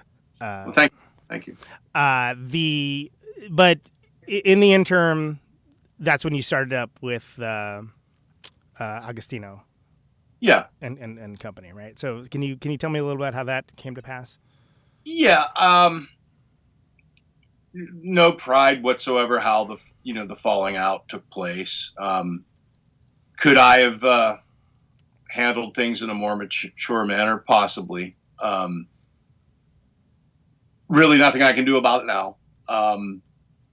There were just so many things didn't happen for us that led up to a burning fuse that kind of turned into an explosion, I guess. And a real simple one would be, there wasn't there wasn't even a vinyl edition of the album. And it's almost like there was we had such a lack of support. It's almost like I don't think we felt like we existed, and that was the attitude we were given. Like, oh, well, you're not a real band. You're just this thing. And so it made us feel like we weren't real. And so the consequence of like having a bad day turning into a bad week, turning into a bad tour, turning into well, screw you then, like, go stuff it. And, you didn't feel like you were jeopardizing anything real by misbehaving in any way. I mean, not to make excuses, but that's how I felt anyhow, in any event. But they continued to be a band with my absence, and so that's fine. It just I wasn't interested anymore. But well, and that's Alexis Isaac's a great drummer, and he stepped up to the plate, and they had a good time with him. It's such a shame because that was definitely, again, I mean, I saw. It was that Princeton, New Jersey show. That all day thing. Shellac played too. Oxes played. But that was the first time I ever saw Zeta. And I saw Don Cab too. I'd seen you guys a bunch. That was a good show. That was a really great show. And the idea that I was like, oh crap, Damon's playing with those two? Holy moly, that's going to be amazing. And then I heard it, and it was predictably badass. I was like, that's the thing that I wanted that to be. That's fantastic. And I just, it was from a distance, it was confusing without knowing the intricacies of what was happening inside. And it's just a shame. It's a shame because I think that it should have been, if the answer is that it wasn't being given the difference that it should have been and treated like a quote unquote real band, it should have been, because I think there's a lot of potential there. And it's I don't know. That's one man's opinion. I thought so. The record that I made with them is the best I could have done at the time, I think. And it stands as what it does. Have you talked to Agostino or Giovanna? I have not. Not because not because of any kind of bitter axe I can't bury or whatever. Or what's I didn't mean it to sound like that. Not because I'm incapable of making up with someone because we had a falling out, once upon a time. It's just you don't want to cloud someone else's experience with I mean, I don't have. I mean, there's no regret that I have that requires me to maybe the bad is on me for not making amends, but I think we all did fine to part when we did, just because I think our work had concluded, I guess. What would additional Bellini records have been like with me instead of someone else? I don't know. It's never too late. You can always, it's been a long time, man. It's never too late, though. That's the thing. You can always reach out. Yeah. I mean, I don't even know what I would say at this point. Yeah, that's real. I mean,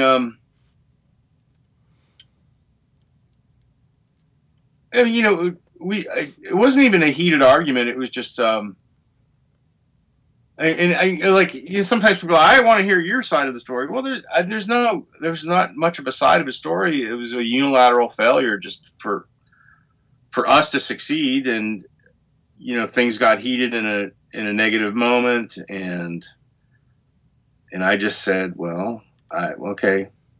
I couldn't cope with it anymore at the time. And I felt like a relief when I just felt like there was too much of a responsibility for me to. I don't know. We were very neglected from out of the gate, and maybe I couldn't cope with that. And that was part of something I was harboring to justify saying, you know, I don't want to do this anymore.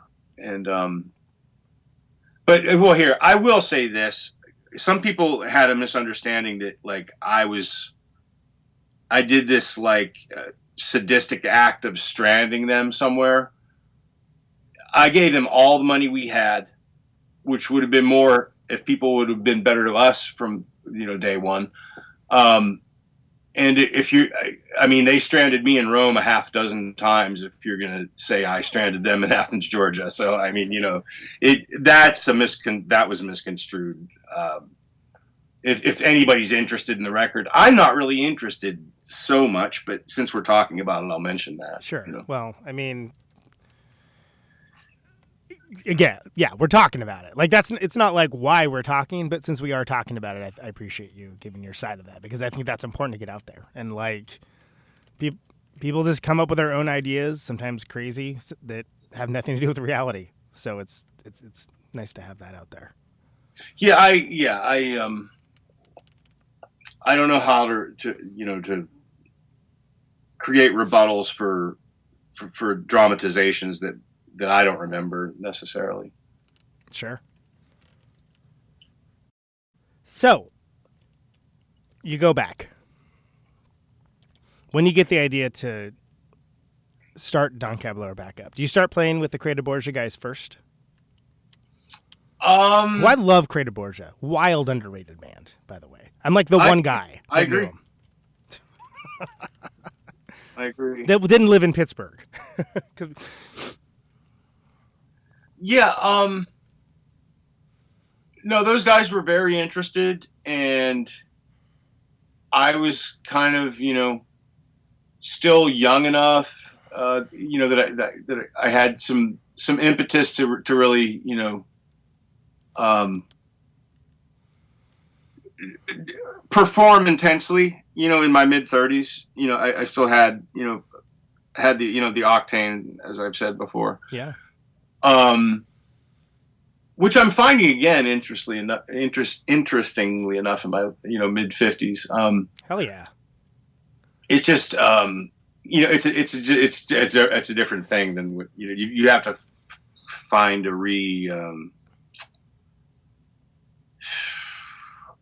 you have to redefine the parameters, I guess.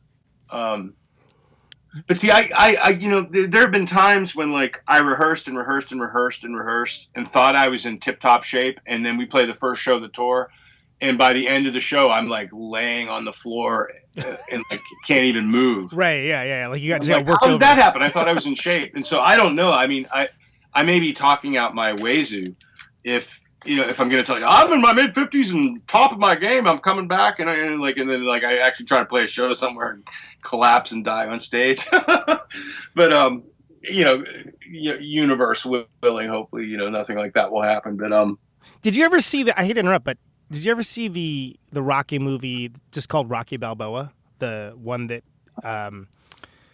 there's a lot of them. There's like the one where he fights Drago, right? And there's a really terrible one that everyone tries to forget about. This is the one that came out like, I don't know, 10 years ago or something. Have you ever seen that one? I don't think I have. I mean, I know there's just so many of those Rambo movies and everything. And I've seen like the first of everything for sure. Rambo I don't care for, but Rocky I genuinely enjoy. There's, again, apologies for the deviation. That last one, it's very interesting because he kind of comes back as he's been retired for what he's like running a restaurant or whatever, and this series of events happens for him to like do this exhibition match with the current reigning champion, and there's no reason why you should do this. Everyone is like, dude, you're gonna get killed, et cetera, et cetera.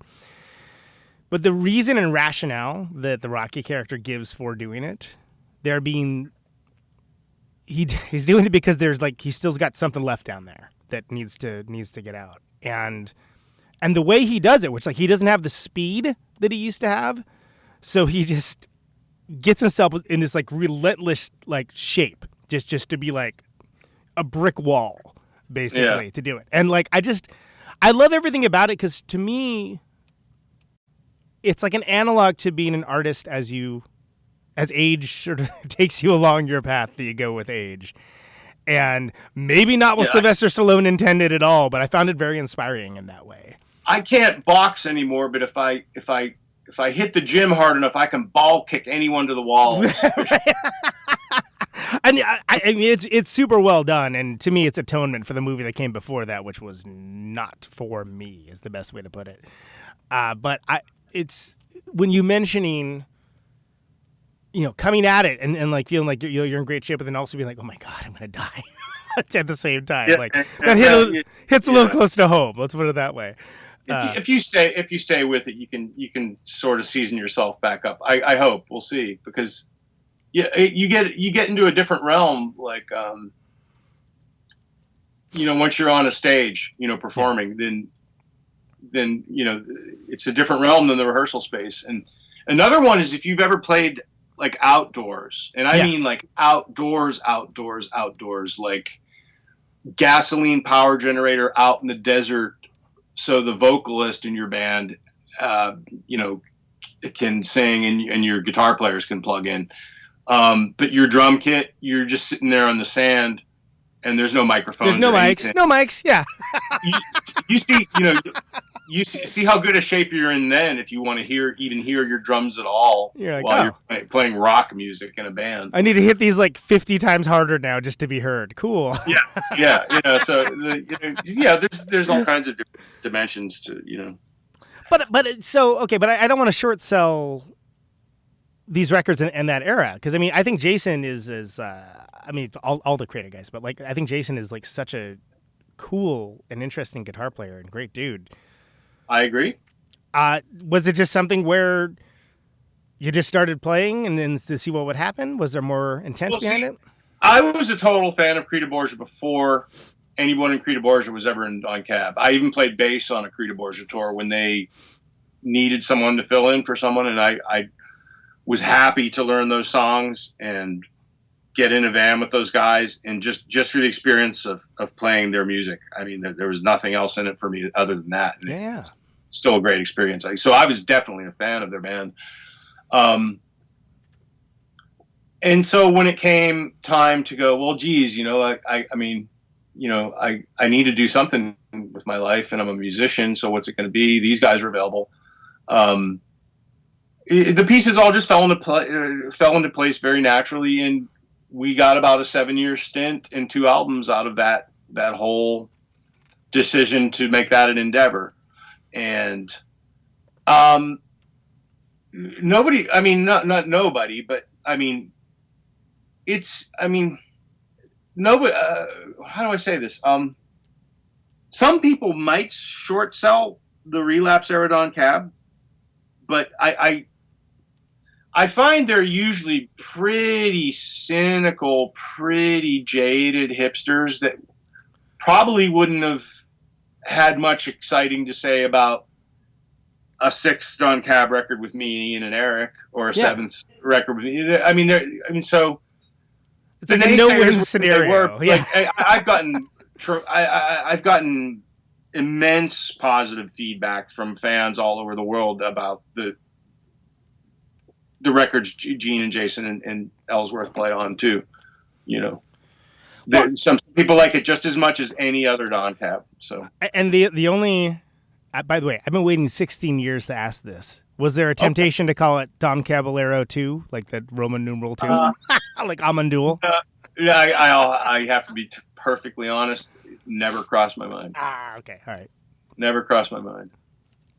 Well, 16 years in the waiting, now satisfied. Well, yeah, you know, that's the answer to that. You know. But no, I think those records hold up, and I think that, you know, also, so this is like 2000. So World Class Listening Problem is 2006, 2006, right? And it took us like 3 years to get that record together.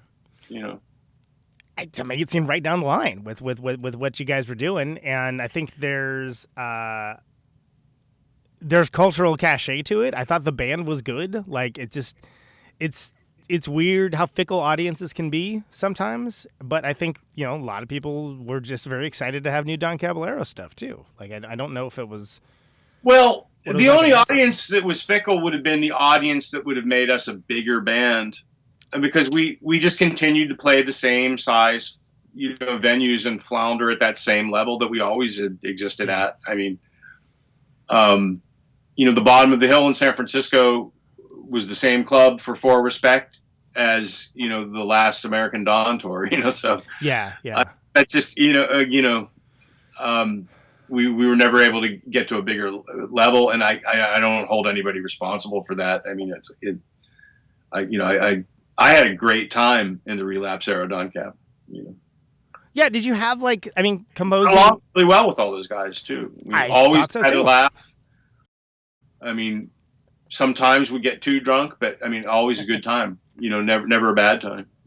What do you? So talk to me about about World Class. Like when you were recording that, right? Did you record it over the course of like a longer period of time, or was that kind of all okay? Yeah, we toured from like 2003 to, let me see if I had this right, to 2004. For about a year, we toured, and we recorded 5 songs, and then just shelved them. And do you have knee pain? What is it? Yeah. Sorry, my knees are. It's a little cramped from sitting in the mic chair all the time. it's my cross to bear, my personal cross to bear, Damon. Yes. I'm just sorry. I didn't mean to over emote there. Just making sure you're okay. No, we're good. And then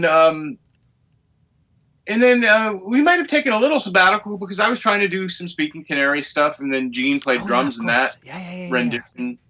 And then we got back to writing some more Don Cab stuff, and then we finally recorded enough for a whole album by Christmas time of 2005, and then I think Rennie and Gordon Conrad introduced themselves to me at a Speaking Canary show, said they would be very interested, and I was pleased to hear that, excited to hear that, and we just kept it in mind. And then when we had enough for a whole album, we gave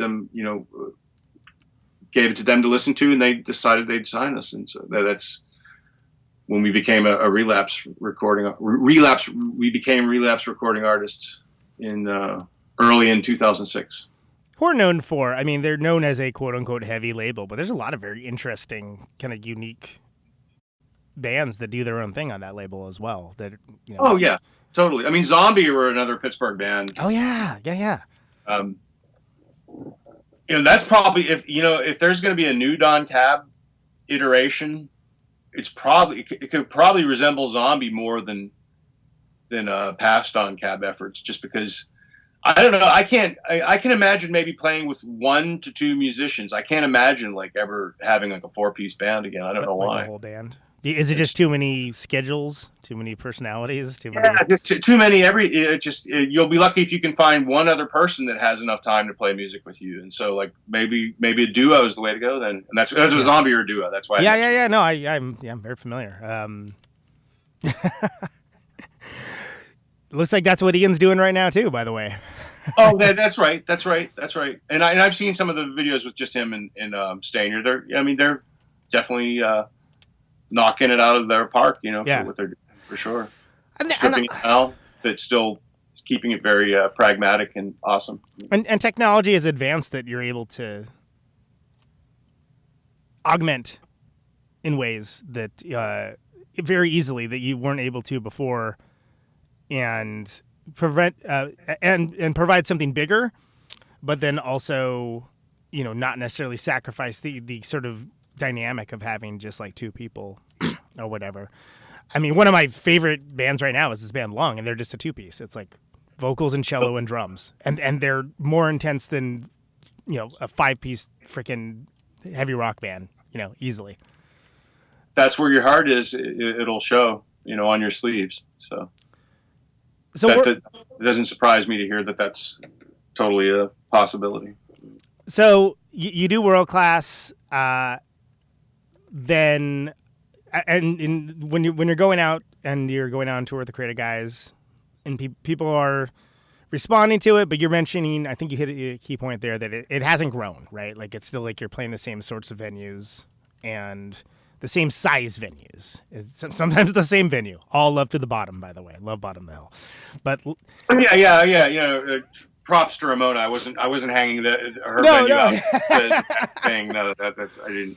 I hope I didn't create that impression. But I've talked to other like Patty Schemmel from Hole and stuff, that when you're playing the same places and you're like, oh yeah, I played this place like way back, and then sometimes that can kind of wear on you a little bit. If you feel like there's no growth to it, I mean, did that?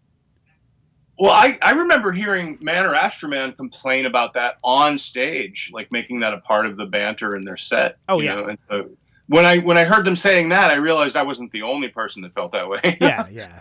So, but then there's also cultural changes. Like things, especially now, like, hey everybody who likes movies and TV shows, because there's 100 million of them all the time, always, and you're missing out if you don't watch them immediately.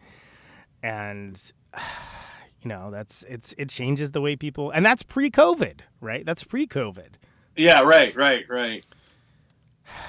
So, tell me about Punkgasm. When we do that sixth record. Six, is that right? 1, 2, 3, 4, 5. Whatever. The one after World Class. I might be. Yeah. It's our last full length to date. Ellsworth had to leave the band. And our fans missed him just as much as we did. I mean, a lot of people were not happy that he was absent. Yeah. I mean, a lot of the problem Relapse had trying to work us was round one, everyone said it wasn't Don Cab. And then by round two, everyone was on board that it was perfectly legitimately Don Cab. But then, the record just wasn't as good as World Class. That was the problem they had then when Punk was the record. And some of the criticism from fans was that, it's just not the same without Ellsworth. And they were probably right. It wasn't the same. We felt his absence. I'm sure they did too. But I'll tell you what, at the time, he right-sized us just perfectly, because I don't think we would have been able to afford to, put the gas in the tank and keep the pillows fluffed, at the Motel 6 and everything else, had we still been a four-piece band with a tour manager. It was the absence of a tour manager and a member that enabled us to be able to right-size into another period of existence and another record. Fewer mouths to feed. Again, the sad reality of that. Yeah. Yeah. I mean, there might not have been that last Don Cab record if we would have tried to do a little spring tour, and then with the way things had been, and just. But I also remember, way back when there was like some people that were like, oh, how could there be Don Caballero without Mike Banfield? Like people like feeling that same way, and then having their heads kicked in by what you guys did next, and having like whatever the next phase of Don Cab was, and being like, oh, okay, my bad. But it does take a while for people to kind of adjust, I guess. I don't know why people feel like they have that big of an ownership stake in a band that they're not in, but they do for whatever reason. I'm a pretty big music fan myself, and when I liked something, when I was committed to liking something, I would find ways to enjoy the record that you honestly knew wasn't as good as the one before it, but if you kept an open mind and an open heart to it, to this day, you still love that record. You find a path to it. Yeah, sure. I'll give you a perfect example. I mean, at the time, it was a new record. It got a lot of criticism. It got a lot of bad reviews, and the band broke up and didn't come back for like a decade or so. And I'm talking about Gang of Four Hard that came out in 1983. That's right. And nobody remembers that now. But yeah. But I remember by the early 90s, even I was ashamed of my own love for that record, to the point that I would go around saying things like, "Oh yeah, their last record was so bad that other like underground, art rock bands could rip off Andy Gill, and no one would say anything because their last record was so bad." And it's like, that was my immature reaction to not being able to just admit how much I loved Gang of Four Hard as well as the records before it. Yeah, and there's nothing, once again, it's water under the bridge. There's nothing I can do about it now other than say, I think Gang of Four Hard is a great record, even though they were missing, their original bass player, their original drummer, and replaced him with a drum machine. I still love that record. Yeah. So is that stubborn commitment to loving something? Or is that just like, open heart, open mind, because to this day, I still think it's a great record, Yeah. I had the same experience. I definitely summarily dismissed it early on. And then I went back. I was like, you know what? Like, I don't agree with like some of these production choices for sure. But like this doesn't suck like I thought it did. Like this is. Yeah. And same thing, Songs of the Free. Like, I mean, I was like, God, two of these songs are like two of the best Gang of Four songs ever. It's just that there's some production choices that did not align with my mid-20s sensibilities. Right. Yeah. So. No, but I think that's a very mature and actually quite insightful way of looking at it, because I think that you're onto something with that. And then when somebody has such a deep love and affinity for something, I think maybe that's why people can have these feeling betrayed or something. Like, how dare you? First of all, how dare you? Secondly, yeah. Like just that, like, it's a band. Like they're doing their thing, man. Like, come on. And I think I've also, in my adulthood, come to the conclusion, that's not for me, but that's okay. Rather than like being immediately, no. Yeah. But I mean, apologizing for it when it's truly very not good. Yeah, and that's, look, there's nothing wrong with that. But I mean, that Punkgasm record, I think is that the only one that has like vocals on it? I think so, right? Oh, well, okay, yeah. When people asked that question at the time, I said, it's like, we'd like to avoid it as a talking point, but if you must discuss it, okay, let's discuss it. Oh, wow. Okay. Sorry. Making sure we left no stone unturned to the possibility of experiencing some airplay success.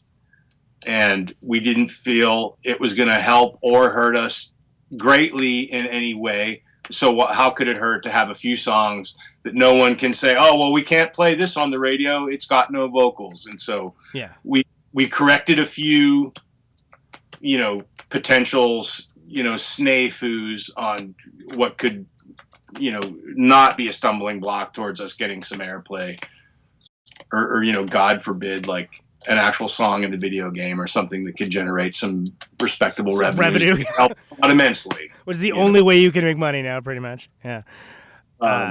So yeah, I mean that's all. That's the short answer. Is that were we humming for our hearts so direly that it just poured out of just came out of it flowed out of our pores? I don't think so.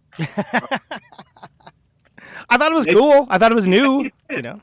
I mean, the song I sing on, I was just having like an El Perro Del Mar kind of goof, because I was just really into her first album at the time, and I thought it was fantastic. And then I don't know, you'd have to ask Gene what he was thinking, talking about playing a dusty old record or something. And, yeah. and then Juver had Juver played that saxophone thing. Oh yeah. It was awesome. We actually got to play one show where every song from the record got played, and then you could even say that got played because we put it through the PA when we walked on stage. That's awesome. Jason's a great singer too. Like he's a great frontman. Oh yeah, singer. totally. Like he's again. Like I mean, I was a fan. I was a Creta Borgia fan before any of those guys were in any band I ever started. I mean, I just. They had a run of bad luck too, probably comparable to Bellini, just with just not getting the support they need. I mean, the music artist can only accomplish so much by themselves. You can't be your own publicist and your own booking agent and your own recording engineer. And I mean, you can do a few of the things, as I'm going down this list, but right, you can't do all of them all yourself. You can't. I mean. Unless you can. I mean, who does it all themselves? The X, maybe? Did Fugazi do it all themselves? I guess they did. But, I mean, not everybody's those bands, though, Not everybody can be Fugazi or the X, So and it takes a lot out of you to do it, too. I mean, it's sure. And it takes away time you can't spend on the music and, away from people close to you, I mean, it's... Yeah, it's that's real. And that's... When people mythologize DIY... I think that's often left out of the conversation. Yeah, I'm just pointing it out. I'm not making it into a, Don't want to make a mountain out of a molehill. So after Punkgasm, you put out that like a live record that came out like a few years later, right? Joyful Noise put a live record. Yeah. Do you consider like that era of Don Cab to be over? Or is it just like a kind of on ice, suspended animation, Han Solo and the Carbonite situation? I don't know. I mean, when I think about the whole turning globe that we exist on, I just don't know what's next. And I don't think anyone else does either. I'm feeling like, I mean, like I said, I have been playing again in the last 2 years. I am in shape. Better than I have been in a while, and I'm dabbling in structural content that could become composition. I've had a few new breakthroughs in my style. I've hit some new strides in double stroke rolls that I never quite never quite had that style of breath before. Is I'm finding with the way I'm playing some of the double stroke roll textures in the way I play, and it could turn into new material. It could, I'll never say never. But like as far as crystal balls, I don't have one. I can't. I have no future detector. Well, you did that cool. It's like a YouTube thing, right? Where you're like playing along with the other stuff, which was so rad. Like it was so rad to see. Cool. Especially for, look, I saw it and it was awesome, but like I was very busy being in the moment because all those shows were before everyone was filming every goddamn thing. And there's a bunch of kids, or not kids. I'm being reductive. There's folks younger than me that never got to see that. New gen music fans. Yeah, yeah. And then I like that sort of parlayed into getting all those master tapes digitized.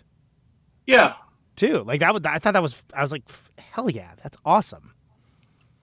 Yes, it is. I mean, I'm glad we were able to do that. And I was, when the idea of doing playthrough videos was suggested to me initially, I was like, really? Well, okay, what's the main impetus? Is it to look at some like older guy and kind of point and giggle and say like, look at him still try to go? And the answer was, yeah, that's kind of it. And I'm like, oh, okay, fine. We'll try it. I got close enough. No, I mean, I've gotten lots of positive feedback that people are glad that we have a whole new round that I just completed that should be pretty good.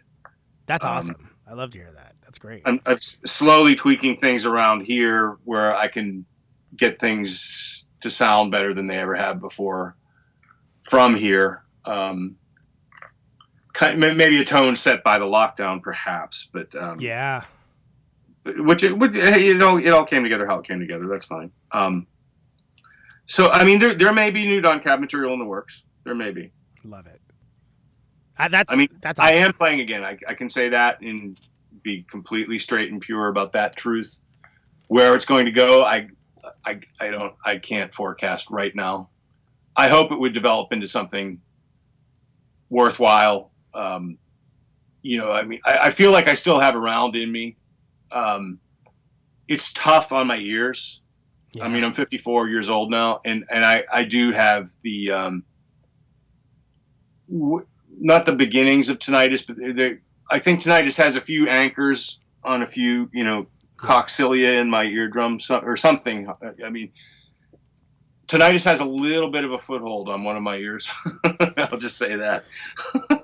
Sure. And that's very real, that's. Yeah. But I'm willing to navigate through it and see where it, if it becomes unbearable, then, You can always do the Roger Miller from Mission to Burma. Just have those That's what I have to do because those are the things that cut out the noise the best. The runway muffs. Yeah, exactly. The airplane. You know the exact reference I was going for. Yeah, it's like those things. Yeah. I mean, look, it may not look cool, but if it saves your hearing, I mean, I'm way beyond being able to look cool. That's not gonna happen. Right. It's probably not top of the agenda list at this point, I would imagine. Yeah. Get my best Phil Collins bald spot out there. See what I can make happen behind the kit. Well, hey, he's had a bit of a resurgence lately, so why not? Yeah, no, that's. I am amazed at some of the musicians that do keep going. It's I've got no excuse, I guess. I mean, I do have my health, and it's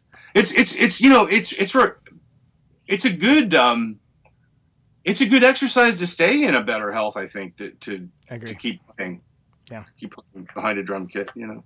Well, I do hope that when you do have something, whatever that transpires and however it transpires, that you'll come back and talk with me about it because I would love that. Oh, yeah, absolutely.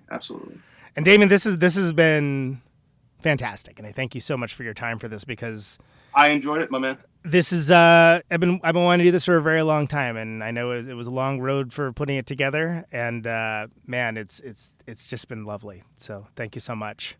You came highly recommended. So thank you for having me very much. Last thing, and you can choose to interpret this however you like. Okay. It's the only canned question I ever ask people, and I just like hearing how people react to it. And why do you do what you do? It was in the cards.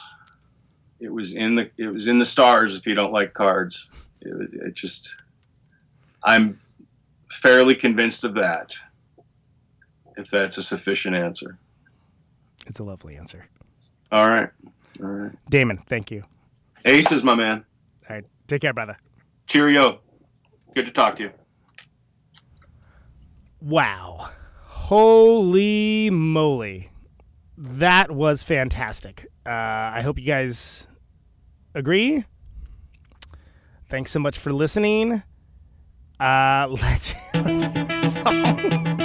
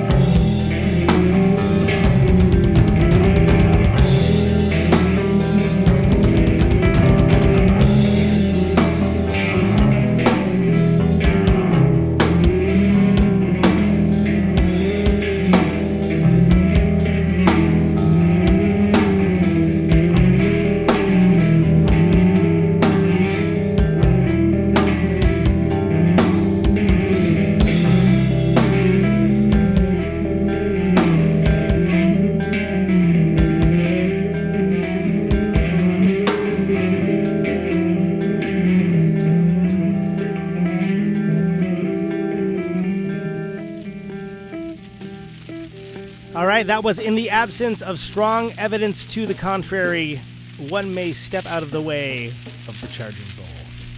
The classic What Burns Never Returns album by Don Caballero, featuring my guest, Mr. Damon Shea. What a great time that was. I hope you guys enjoyed that half as much as I did. I think that was something, like I said earlier on. That was a bucket list conversation. I'm really glad to have it. I hope everybody gets something out of it. So, of course, the name of this show is Conan Neutron's Protonic Reversal. Thank you so much for listening to it. You can find all the archives at protonicreversal.com. Always free, no ads, no sponsors, no kidding. But if you like the show and want to get episodes sooner, $1 a month at patreon.com/Protonic Reversal will achieve that goal. Thanks to everyone for subscribing on YouTube. It's just at the time of this recording, it's just about to clear 1,000. And since I just put the show about, last year and a half ago? That's big. That's 1,000 people. So thanks for participating in that. Subscribing on your various podcast apps. And of course, sharing the show around. That helps a lot as well. Writing a review, it seems silly and absurd, but that's how the algorithms, who we all serve, decide how to show things to people. So it's appreciated. You can follow Protonic Reversal on Twitter, on Instagram, on Facebook, all of the various social medias. It's different on almost all of them. It's Protonic Reversal Show on Facebook. Twitter, it's Protonic Pod. Instagram, it's Protonic.Reversal. So anyway, yeah, following all those things if that's your kind of deal. If it's not, that's it. So thank you so much for listening. A lot of great stuff coming up. So, feel free to dig into the archives if you're new to the show, and if you've been hanging out for a long time, just stay tuned. There's a bunch of good things coming on. Yeah, thanks so much for listening as well, and stay safe out there. And take it easy. I got my radio on. Can you hear me now? Can you hear me now?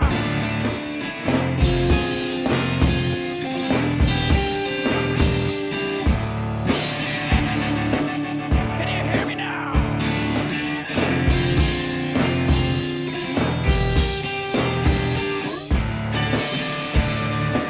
Can you hear me now? See in the radio.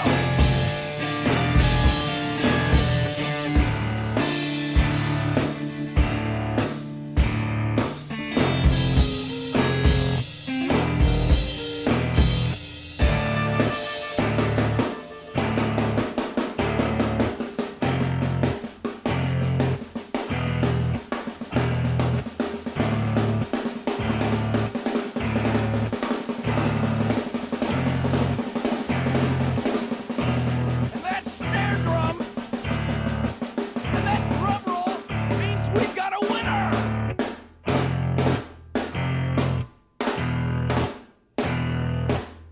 If you're the fifth caller, or any caller at all,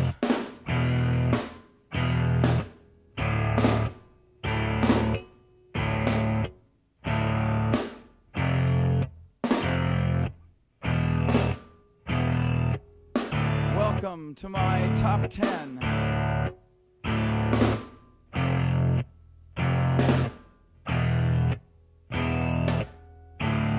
I'd like to thank our sponsor. But we haven't got a sponsor. Not if you were the last man on earth. She was prepared to prove it. This one goes out to a special girl. But there is no special girl.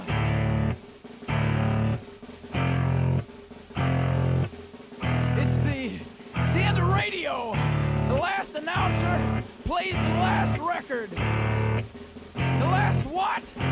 Leaves the transmitter. Circles the globe in search of a listener.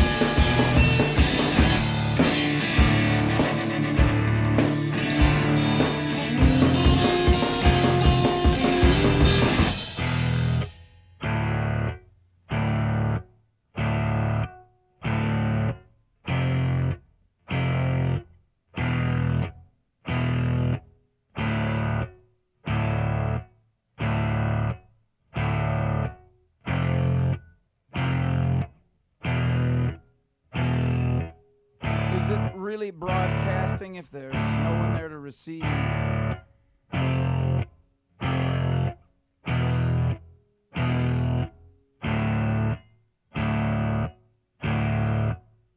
the end of radio.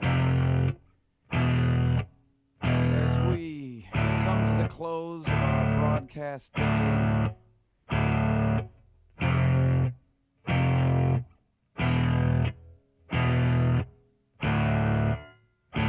got my radio on.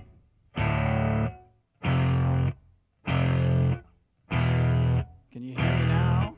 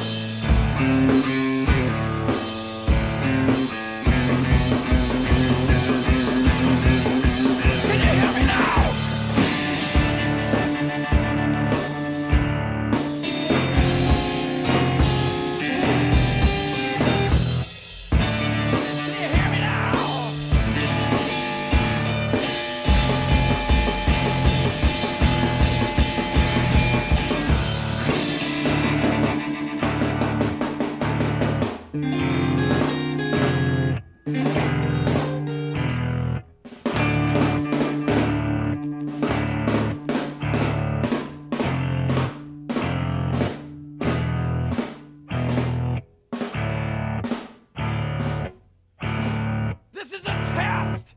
If this had been a real emergency,